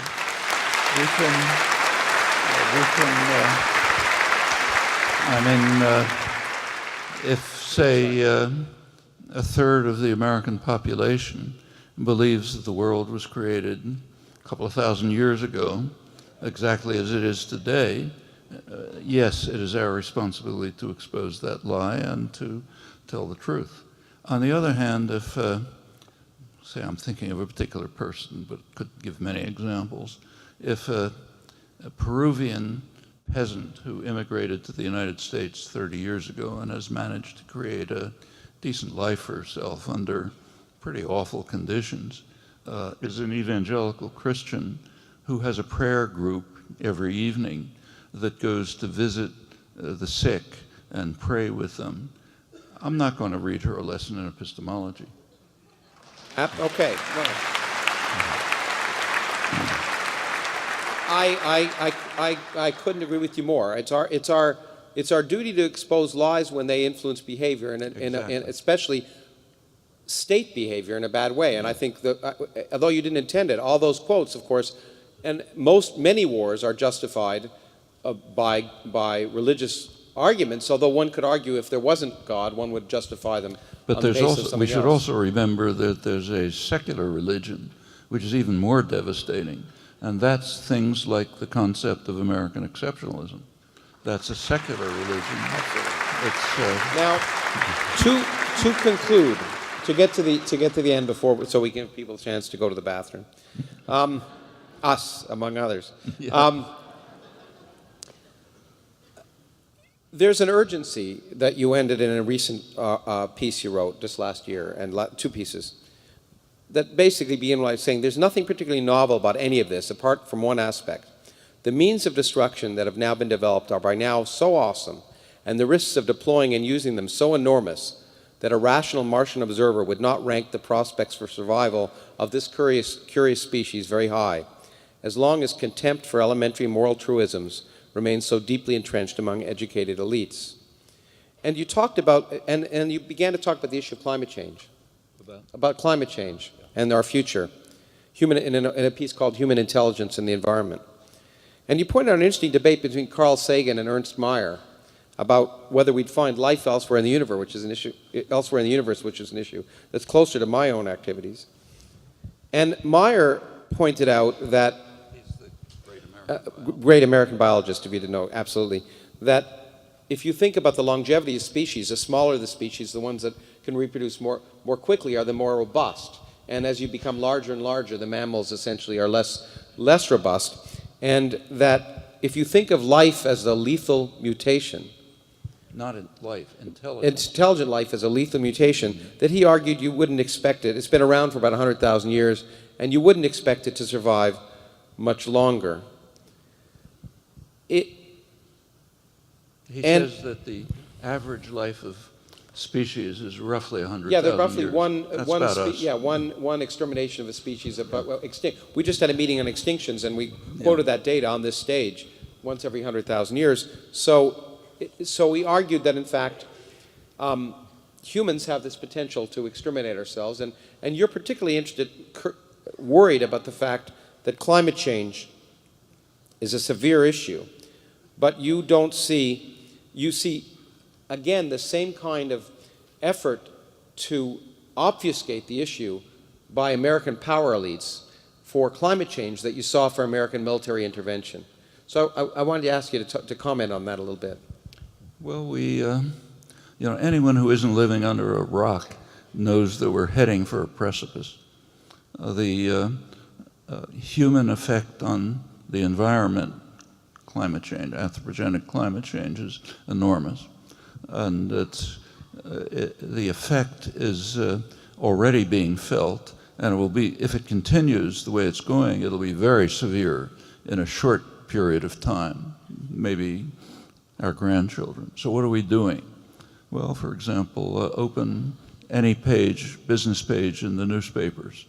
Euphoria about 100 years of energy independence, about the great new production techniques that are increasing the use of fossil fuels, about how the energy corporations there happens to be a slight oil glut at the moment, but the energy corporations are poised so that if the glut declines, they'll be able quickly to move with new technology into producing more and more fossil fuels.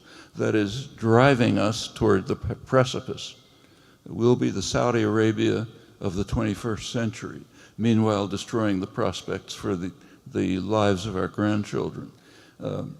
Almost any issue of a newspaper or a journal has articles like that. But you argue that that's an imperative of capitalism in some sense, that the idea to consider externalities, that economists consider the flow of money, but not the other impacts on human life, and those aspects are not included in costs. And in some sense, you argue that I think that that's an inevitable consequence of what you call the real existing capitalist democracy.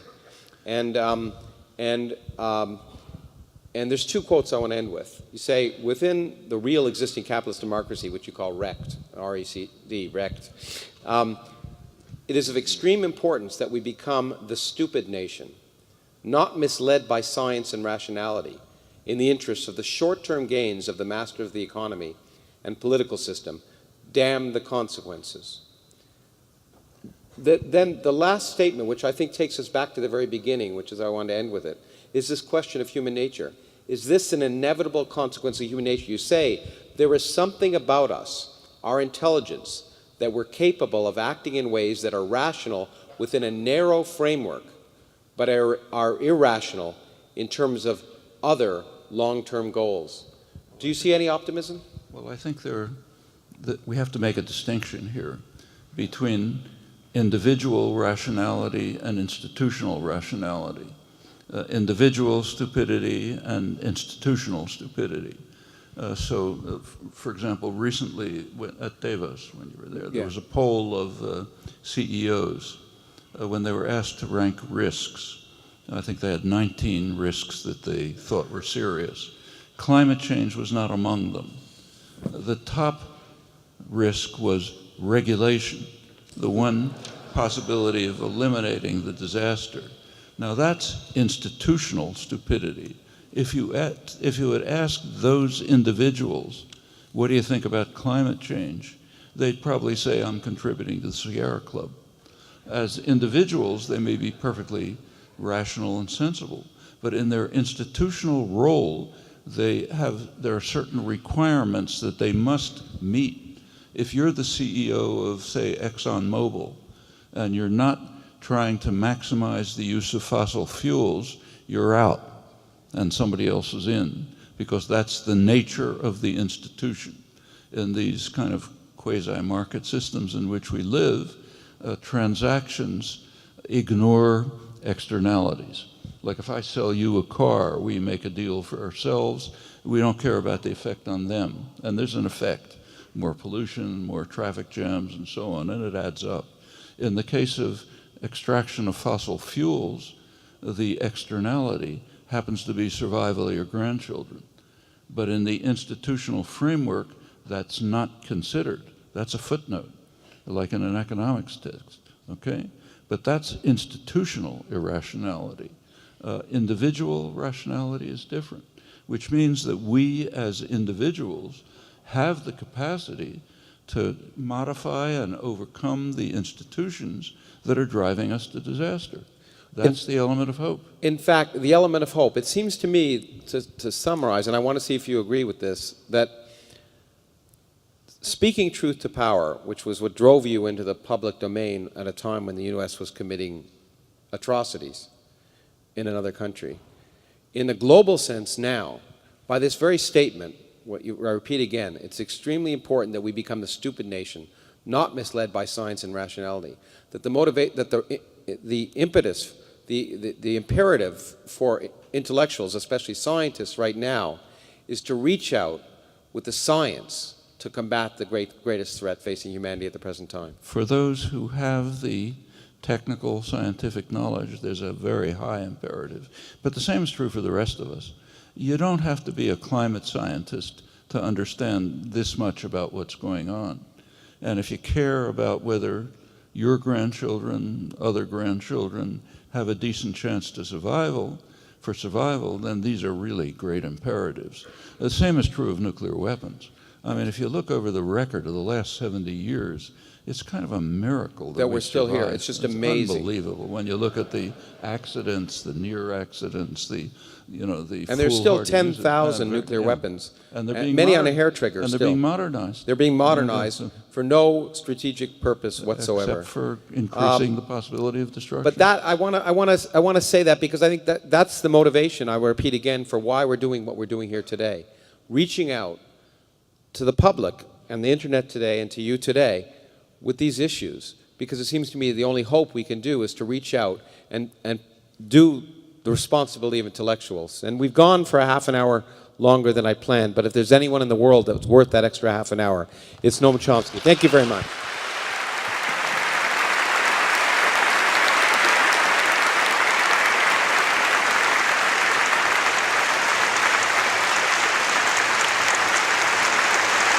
We'll be back to answer your questions in 20 minutes.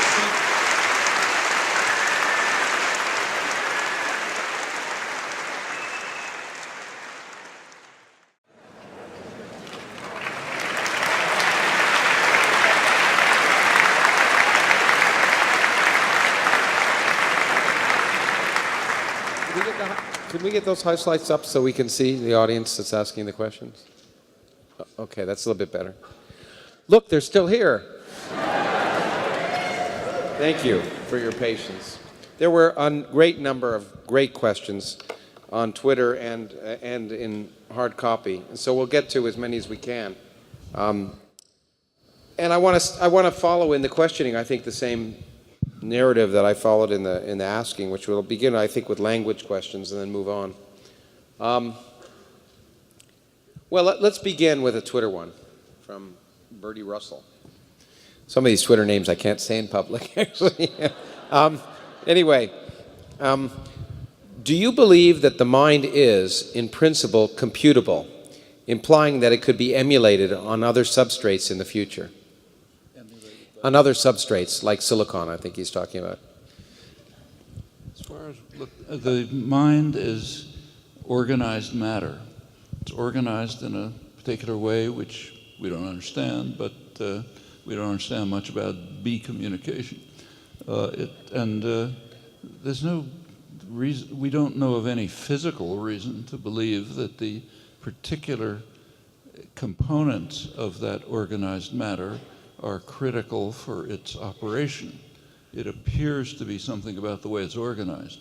That's as far as we know, so therefore it could be emulated, presumably, in some other substances.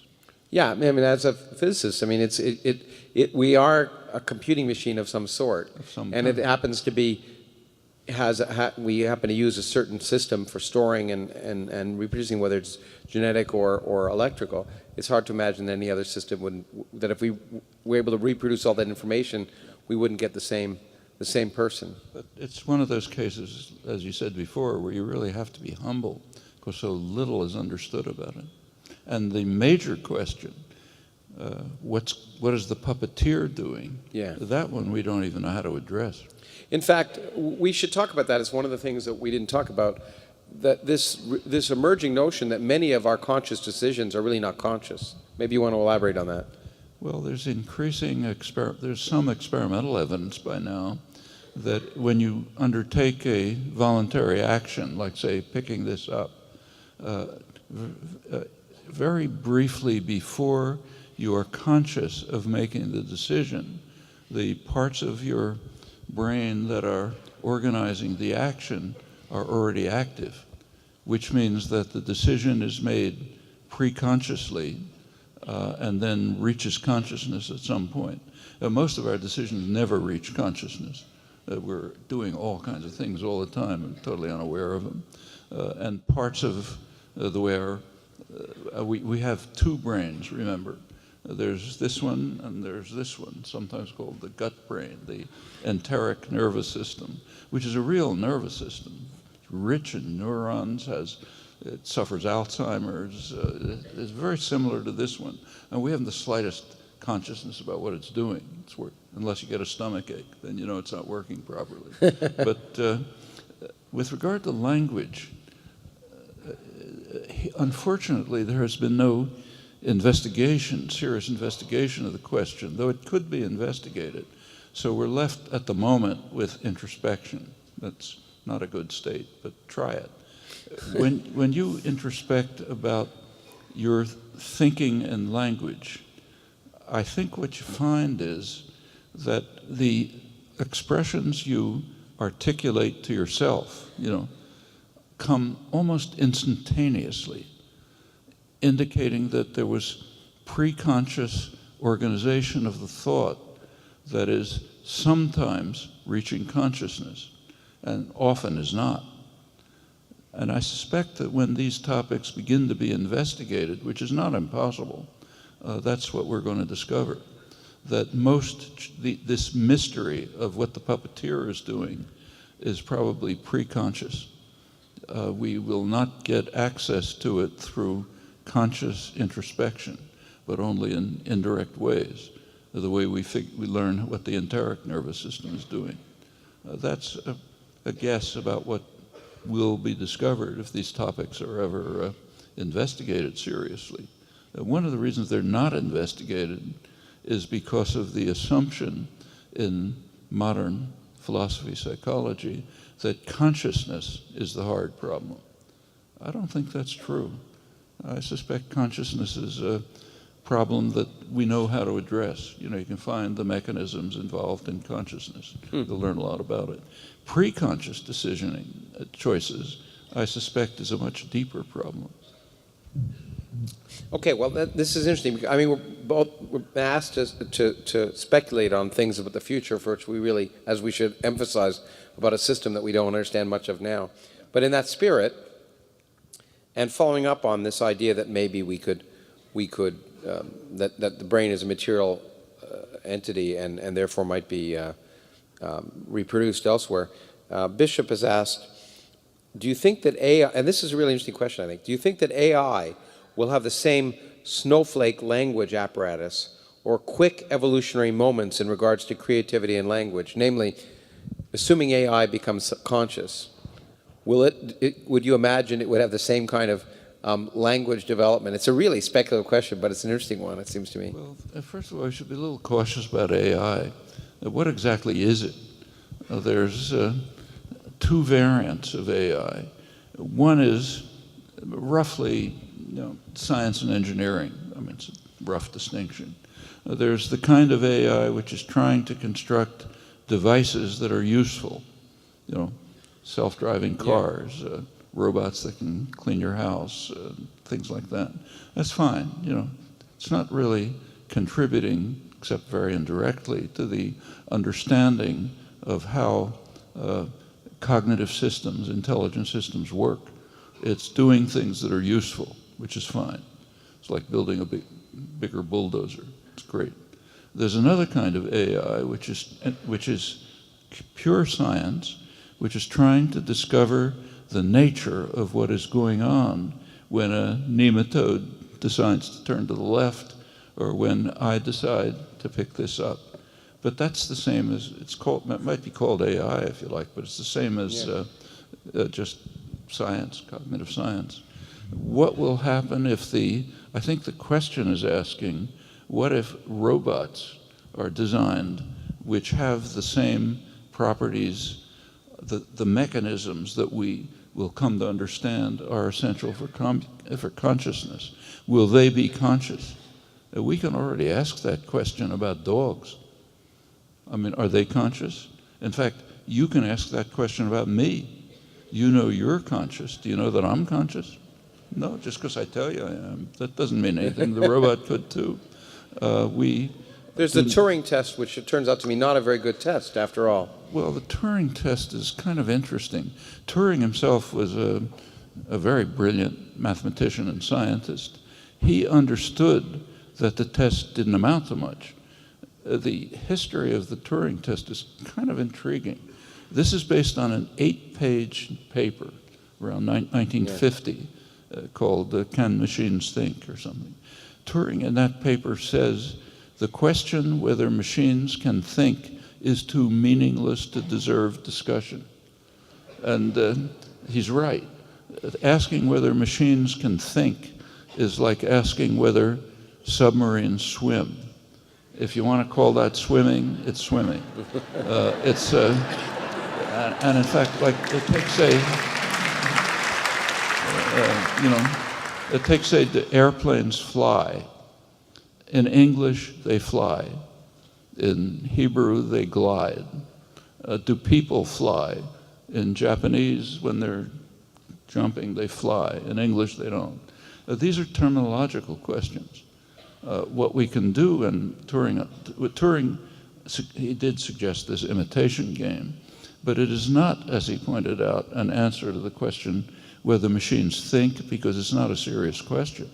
The notion thinking isn't well enough defined, so you can ask whether it's being achieved by some device.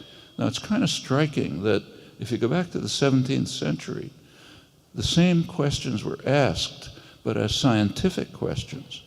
So go back to Descartes, who observed, as far as we know correctly, that this creative aspect of language use is a unique human capacity. Well, that immediately led to experimental proposals. De Cordemois, one of the minor Cartesians, outlined tests that you could use, a series of experiments that you could use if there was another creature who looked like you, and you wanted to find out if he had this capacity. And he pointed out, like a scientist, that if the creature passes all the tests you can think of, then it would be reasonable to assume that he has the capacity. It doesn't prove it, but you don't prove things in science. That was a serious version of the Turing test. It was about something real, namely a capacity that you're trying to test for. It's kind of like a litmus test, for acidity. There's something real, you're trying to find out whether some object has it. That's very different from the Turing test. In fact, in many ways, I think there's been kind of intellectual regression from the 17th century to today, replacing the serious tests about reality, litmus tests for a particular capacity, by a test that's basically like answering the question whether submarines swim. Doesn't mean much more than that. Let's follow up on that a little, because you talked earlier this evening about the idea that maybe things, whatever it was that initiated the possibility of language, had to be, in a sense, because of the laws of nature. The thing that I would be interesting to me is whether, therefore, there is a unique set of cognitive processes. And so it would be interesting if one had machines that think to see if they think differently. I think that would be a fascinating question. Certainly. We know that there are some that are different. So, for example, an automated procedure for, say, determining whether a paper in the American Mathematical Society gives a real proof. If you look at things that are called proofs, I mean, there are lots of intuition and appeal to what people know and so on. Yeah. You try to formalize it and fill them in the details. It's pretty hard, but sometimes turn out to be very hard. But you can think of automated ways of doing that, which are not the ways we do it. And as I've said in the stage before, we know that computers think, at least right now, think differently, because they use energy in a very vastly different way. They do all kinds of things that we can't do. But and they also do it in some sense, much more inefficiently in terms of energy consumption. Yeah, but so do cars. Yeah. Okay, well, speaking of language, this is an interesting question from Anna. Do you think language ever limits science? As in, we lack the language or words to effectively communicate scientific ideas? Or do you believe that language enlivens science and makes it more relatable? Well, what we all know, if you stop to think for a minute, as soon as you start doing scientific work, you depart from language. Yeah, exactly. In crucial ways.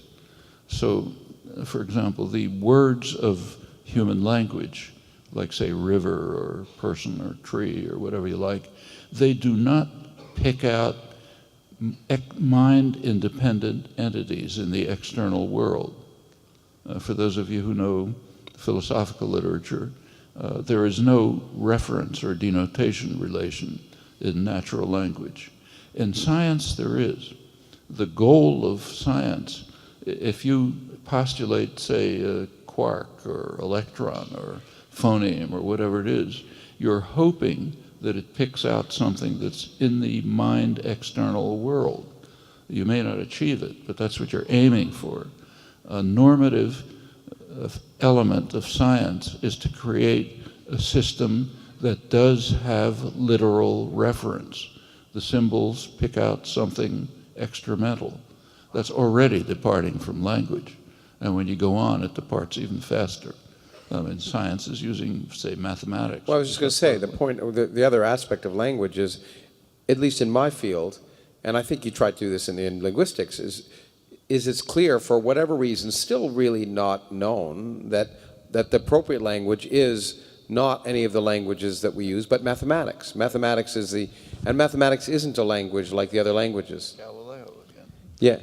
Mathematics is the language of science. It's a language of science, but it's not a language in the sense of any of the other languages. It's only a language metaphorically, the way airplanes flying is metaphoric.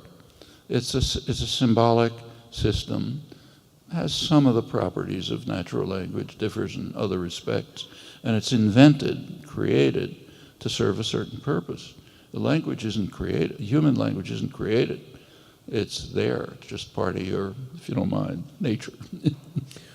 Okay, now Jesse has asked an interesting question, because of course you related the fact that one of the constraints on understanding language as opposed to seeing is that you can, whether you believe it's ethical or not, and we've had Peter Singer on the stage who'd say it isn't, but with seeing you can do experiments that seem vicious on animals, but you can do them. We say that's ethical.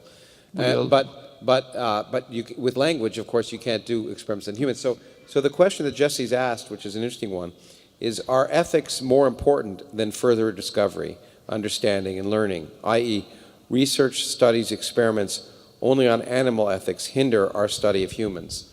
So, well, I quickly passed over the question whether torture of cats and monkeys is legitimate. Yeah.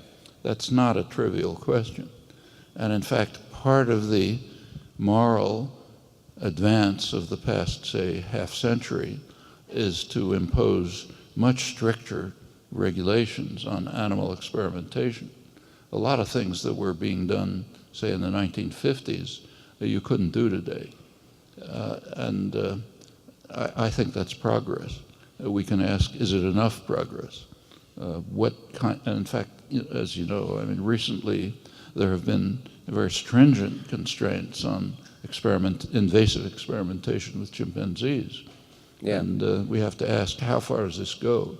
We're kind of expanding our moral horizons over the years, and what is the right direction for them to pursue, to follow? It's not a trivial question. It's related to things like vegetarianism, for example. Is it appropriate for us to murder animals because we want to eat them? Yeah. Well, in fact, so in some sense, the answer to the question is that not only is ethics, in some sense, more important, well, not only must we use ethical arguments to constrain the way we do science, but we have to consider the possibility, at least, that we may have to constrain it further.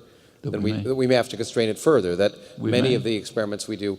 there's no reason to believe that we've reached the limit of moral perception. It's interesting that, at least in many areas of the scientific community is self-regulating in terms of ethics, ethical issues. The genetics community in particular has had to deal with, from recombinant DNA onward, and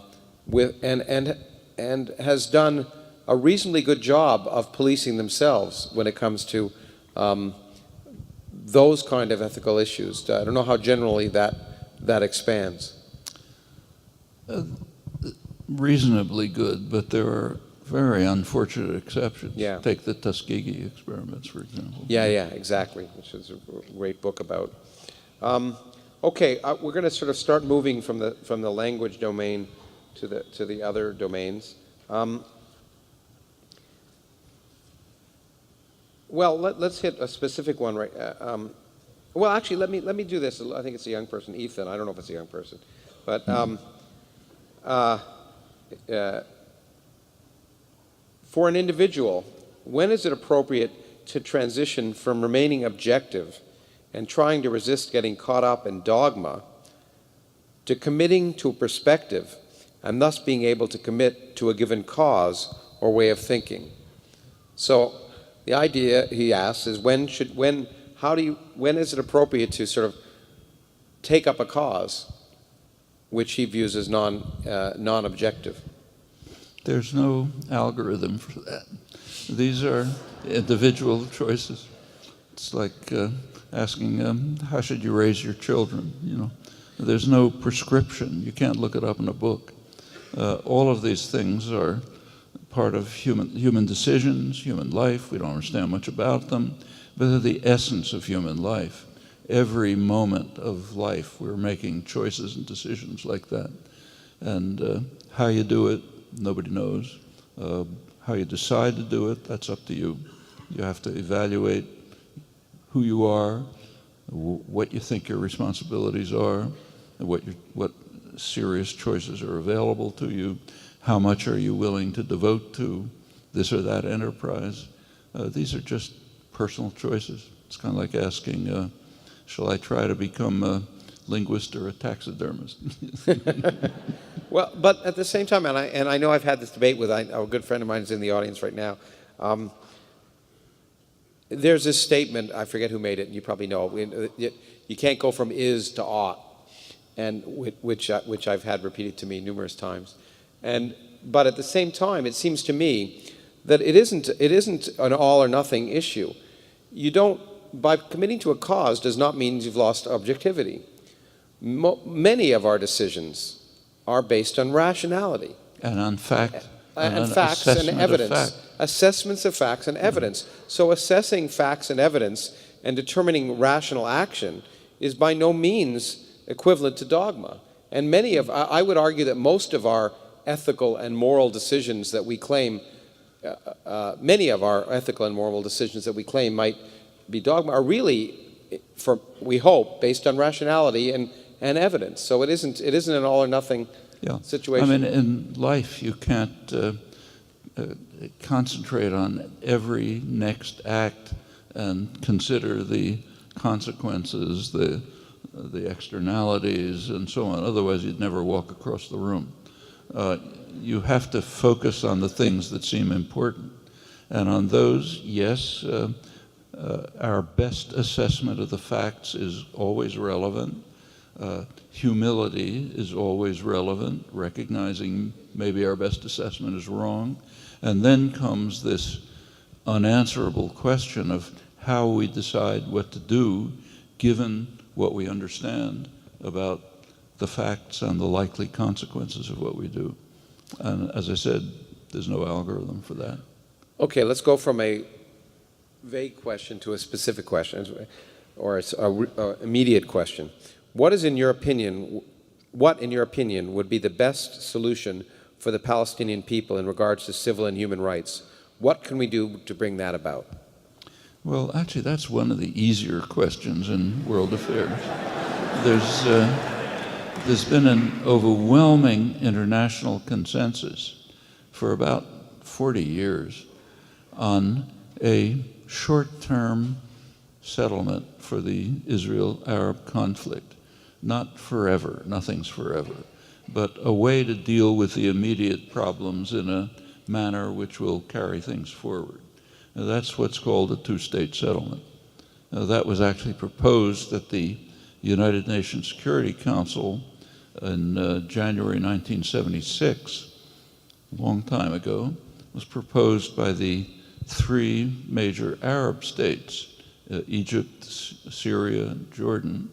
They proposed a two-state settlement on the internationally recognized border, and we know what that is, with guarantees for the rights of each state to exist in peace and security within secure and recognized borders. I'm virtually quoting. That was January 1976. It was vetoed by the United States. When a resolution is vetoed by the United States, it's typically a double veto. First of all, it isn't implemented. Secondly, it's wiped out of history. So you'll have to look pretty hard even to find a record of this, even in scholarly works on the conflict. It's wiped out of history. The same resolution was advanced by the same states in 1980, vetoed by the United States, out of history. Then comes a long record. I won't run through it, but there's veto after veto. There are General Assembly resolutions, which are, 150 to 3, United States, Israel, Marshall Islands, or something like that. That's been the record for ever since the mid-70s.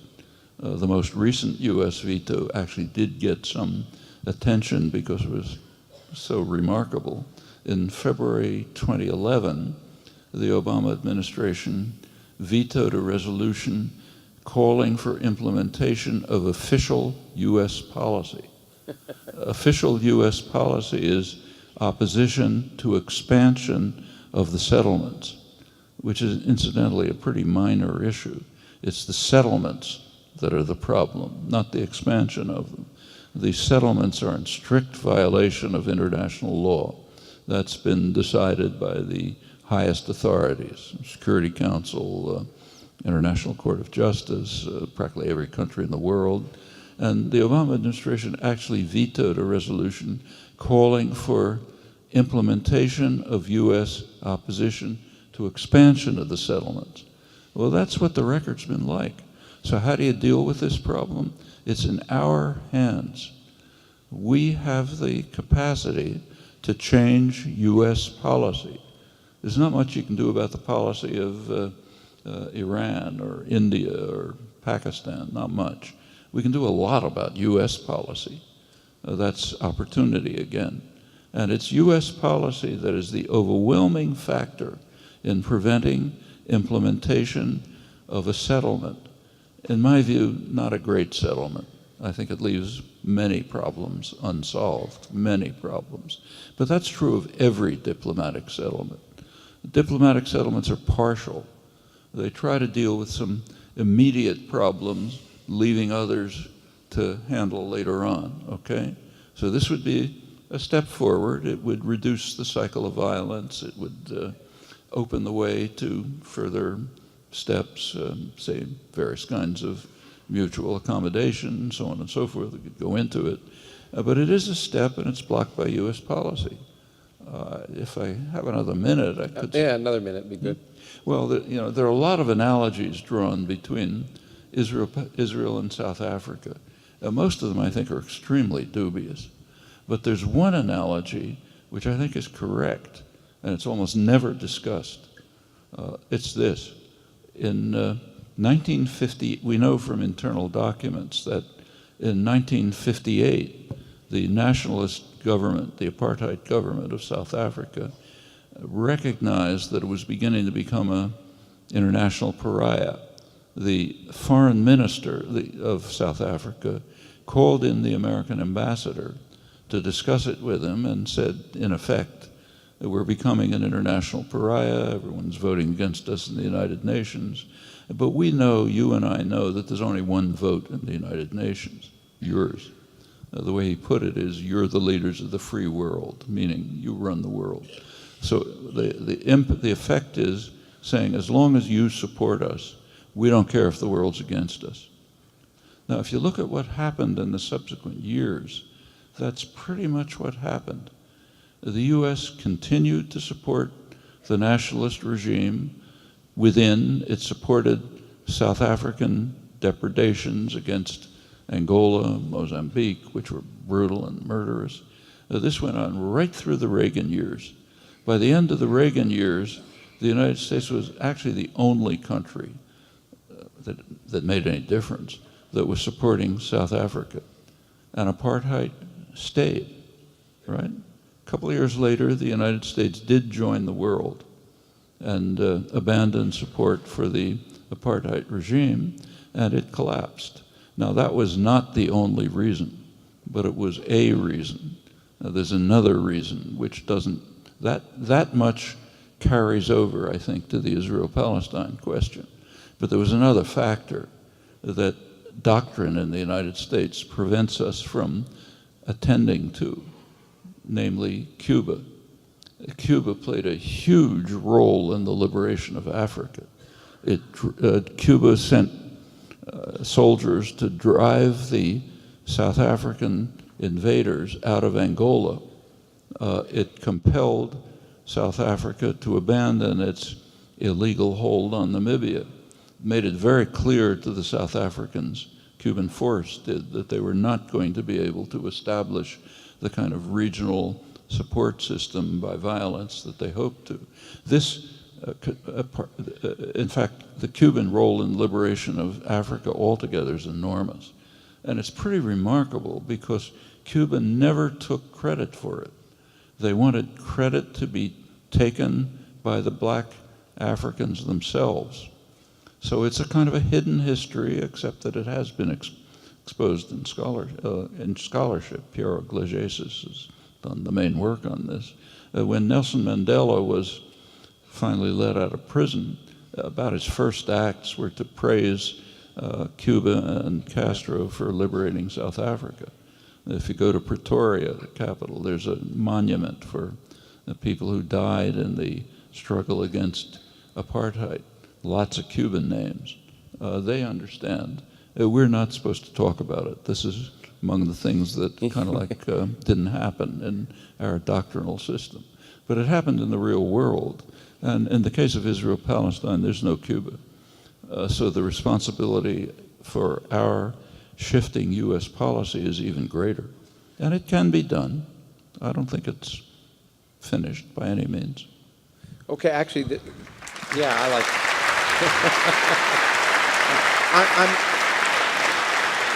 I'm particularly happy. I was particularly happy to have you answer that question, like, because it's these issues. What's really important is to get out the information to people, and you don't, and you're not allowed in the mainstream media, you individually, and so so the history of for example, the votes in the UN I think it's really important to go into them. So, but this is a question from a young person, because he says he's a young person. And I think it's important. It relates to the question you just asked. So it said, would you please talk about the bonds between conservative America and Israel? I think perhaps my age limits my understanding. What combination of ideology, propaganda, lobbying, and money makes Israel's security such a sacred American cow? A wonderful question, I think.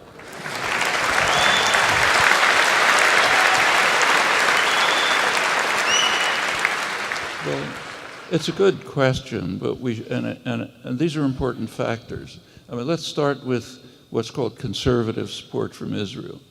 First, I think some kind of semantic hygiene is useful. There's really no conservatives in the United States. The people who are called conservatives are radical statists, for the most part. That's very different from... there are a few genuine conservatives, which means something like classical liberals, but not many. What are called if you take a look at what's at the Republican Party today, which is the strongest, extreme support for Israeli policies, they have a popular base. A large part of the popular base is Christian evangelicals. They are passionate supporters of Israeli policies, and they're also extreme anti-Semites. If you take a look at they don't say it, but take a look at the doctrines, like the dispensationalist doctrines. Yeah. They're looking forward to a battle in Armageddon, where everybody gets murdered and the saved souls rise to heaven. What happens to the Jews? Well, according to some of these versions, 160,000 of them find Christ in time and they're saved. The rest are condemned to eternal damnation. How can you be more anti-Semitic than that? And in fact, but their support for Israel is because partly, interpretation of the Bible, interpretation of the book of Revelations, and so on and so forth, which leads them to strongly support Israeli crimes, to the extent that, Israel welcomes the support, but it also tries to control them. Like when they try to blow up the Temple Mount and so on, Israel doesn't think that's a good idea, so they block them. But why is the Republican Party, why does it have a popular base like that? That's part of its popular base. Another part of its popular base is people who are so terrified that they have to have a gun in their pocket when they go into Starbucks to get a cup of coffee. That's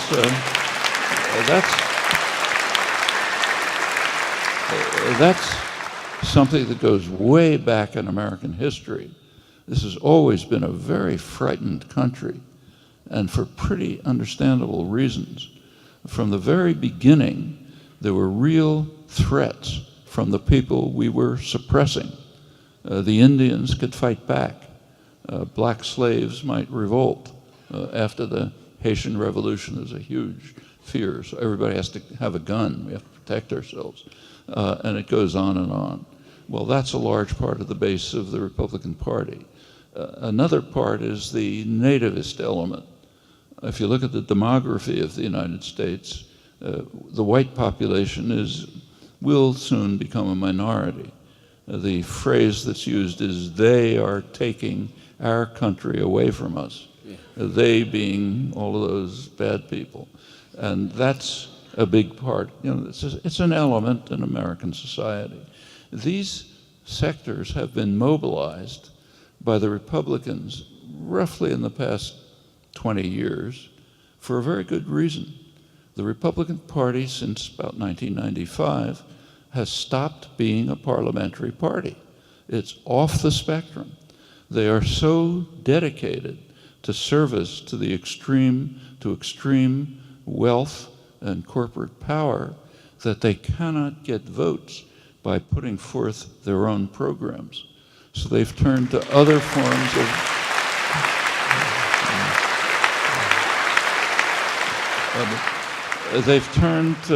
forms of popular mobilization, what are called, social issues. Should you read the Bible in class? Anti-abortion? Should you prevent blacks from voting? Whatever it may be. That part of the base is strongly pro-Israel. That's one phenomenon, but there's much more than that. APAC, the lobbying organizations, they're important. Sheldon Adelson and the big contributors, they're important. But I think there's much deeper reasons for the unique Israeli support for U.S. support for Israeli policies, and you see it if you look over the history. When did this support develop? It wasn't true in the 1950s. There was support for Israel, but Eisenhower didn't hesitate to force Israel out of the Sinai right before a presidential election.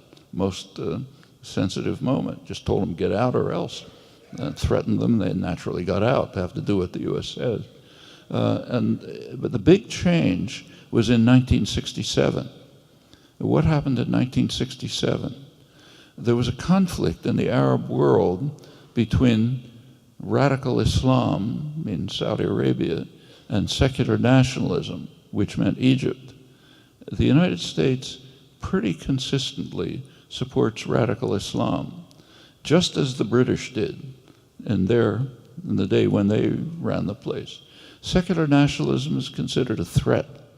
It might move towards independence, and that is intolerable if you're trying to run the world. Running the world is, for good reasons. You could go into it, but it is intolerable. And radical Islam has been more under control. Well, in 1967, Israel administered a lethal blow to secular nationalism. They smashed Egypt, which was the center of it. Big gift to Saudi Arabia. In fact, there was a war going on at the time between Saudi Arabia and Egypt, a kind of a proxy war in the Yemen. and Israel settled it in favor of Saudi Arabia, the main U.S. ally, the extremist, most extreme Islamic radical state, but it's where all the oil is, so that's been the U.S. ally since the 1940s. This was a major gift to the United States and its ally. You take a look, that's when American aid to Israel shot up. In 1970, you may recall, there was the government of Jordan initiated a military campaign against the Palestinians in Jordan, a real massacre. It looked for a while as if Syria might move to protect the Palestinians. The U.S. didn't want that. The U.S. was completely embroiled at that time in Southeast Asia, couldn't do a thing. It asked Israel to mobilize its forces to compel Syria to withdraw. They did, and the U.S. aid to Israel quadrupled that year. And so it continues. There's a very close strategic alliance. It extends to military and intelligence relations, which are very close. So take, say, drone technology. A lot of it's developed in Rafael Industries near Haifa. The main Israeli economy by now relies very heavily on high-tech military production and export in close relationship to the United States. Very recently, a document was released under the Freedom of Information Act demonstrating U.S. participation, tolerance, and participation in Israeli nuclear and other high-tech developments since about the 1960s. It's very close if you look at the details. There's an interesting article by William Greider that just came out about it, describing some of the details. Rafael Industry, the major Israeli military industry, is so closely linked to U.S. military industry that it has actually transferred its management headquarters to Washington, where the money is. In fact, one of the most interesting exposés from WikiLeaks listed high-level strategic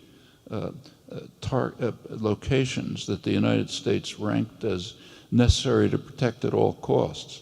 One of them was Rafael Military Industries near Haifa. Intelligence connections have been very close for a long time. These are really significant matters, basic reasons for the continuation of the close relationship. There also are cultural issues, no doubt.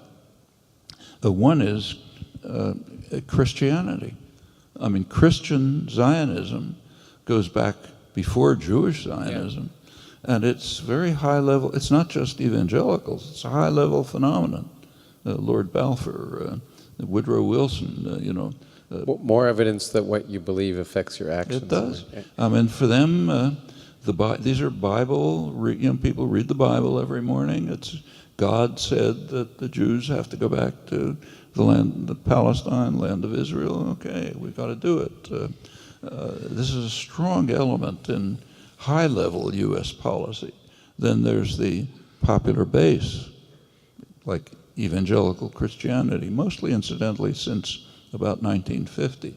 There's another relation which I can't prove. You can think about it. It seems to me possible. The United States is a settler colonial society. That's a special form of imperialism. It's true of the United States, Canada, Australia, New Zealand. Specific form of imperialism which you don't just rule the colony, like say the British in India, but you eliminate the population and you settle it. Unique form of imperialism. We're a striking example of it. Well, what's Israel? It's a settler colonial society. I suspect that resonates with Americans. They're doing what we did, so it's got to be something right about it, because we did it, I can't. Okay. There have been remarkable number of questions. Those were the easy questions. Detailed questions about issues that are from anarchism to the necessity of states to the nature of the American educational system. I wish we could have gotten them, but I did make your wife, Valeria, a promise that I would not. I know you would be here till midnight answering these questions if you could, but you are 86 years old, and I made her a promise that we would end by 10. And I just want to say that the questions are great. The great thing is that Noam continues to write, and the answers to many of these are there if you seek them out. And in an event like this, our intent, and any of the events we run like this, is to interest you in thinking about things, but obviously not answer every question. And I can't think of a more powerful and more amazing opportunity than tonight to think about questions ranging from the human mind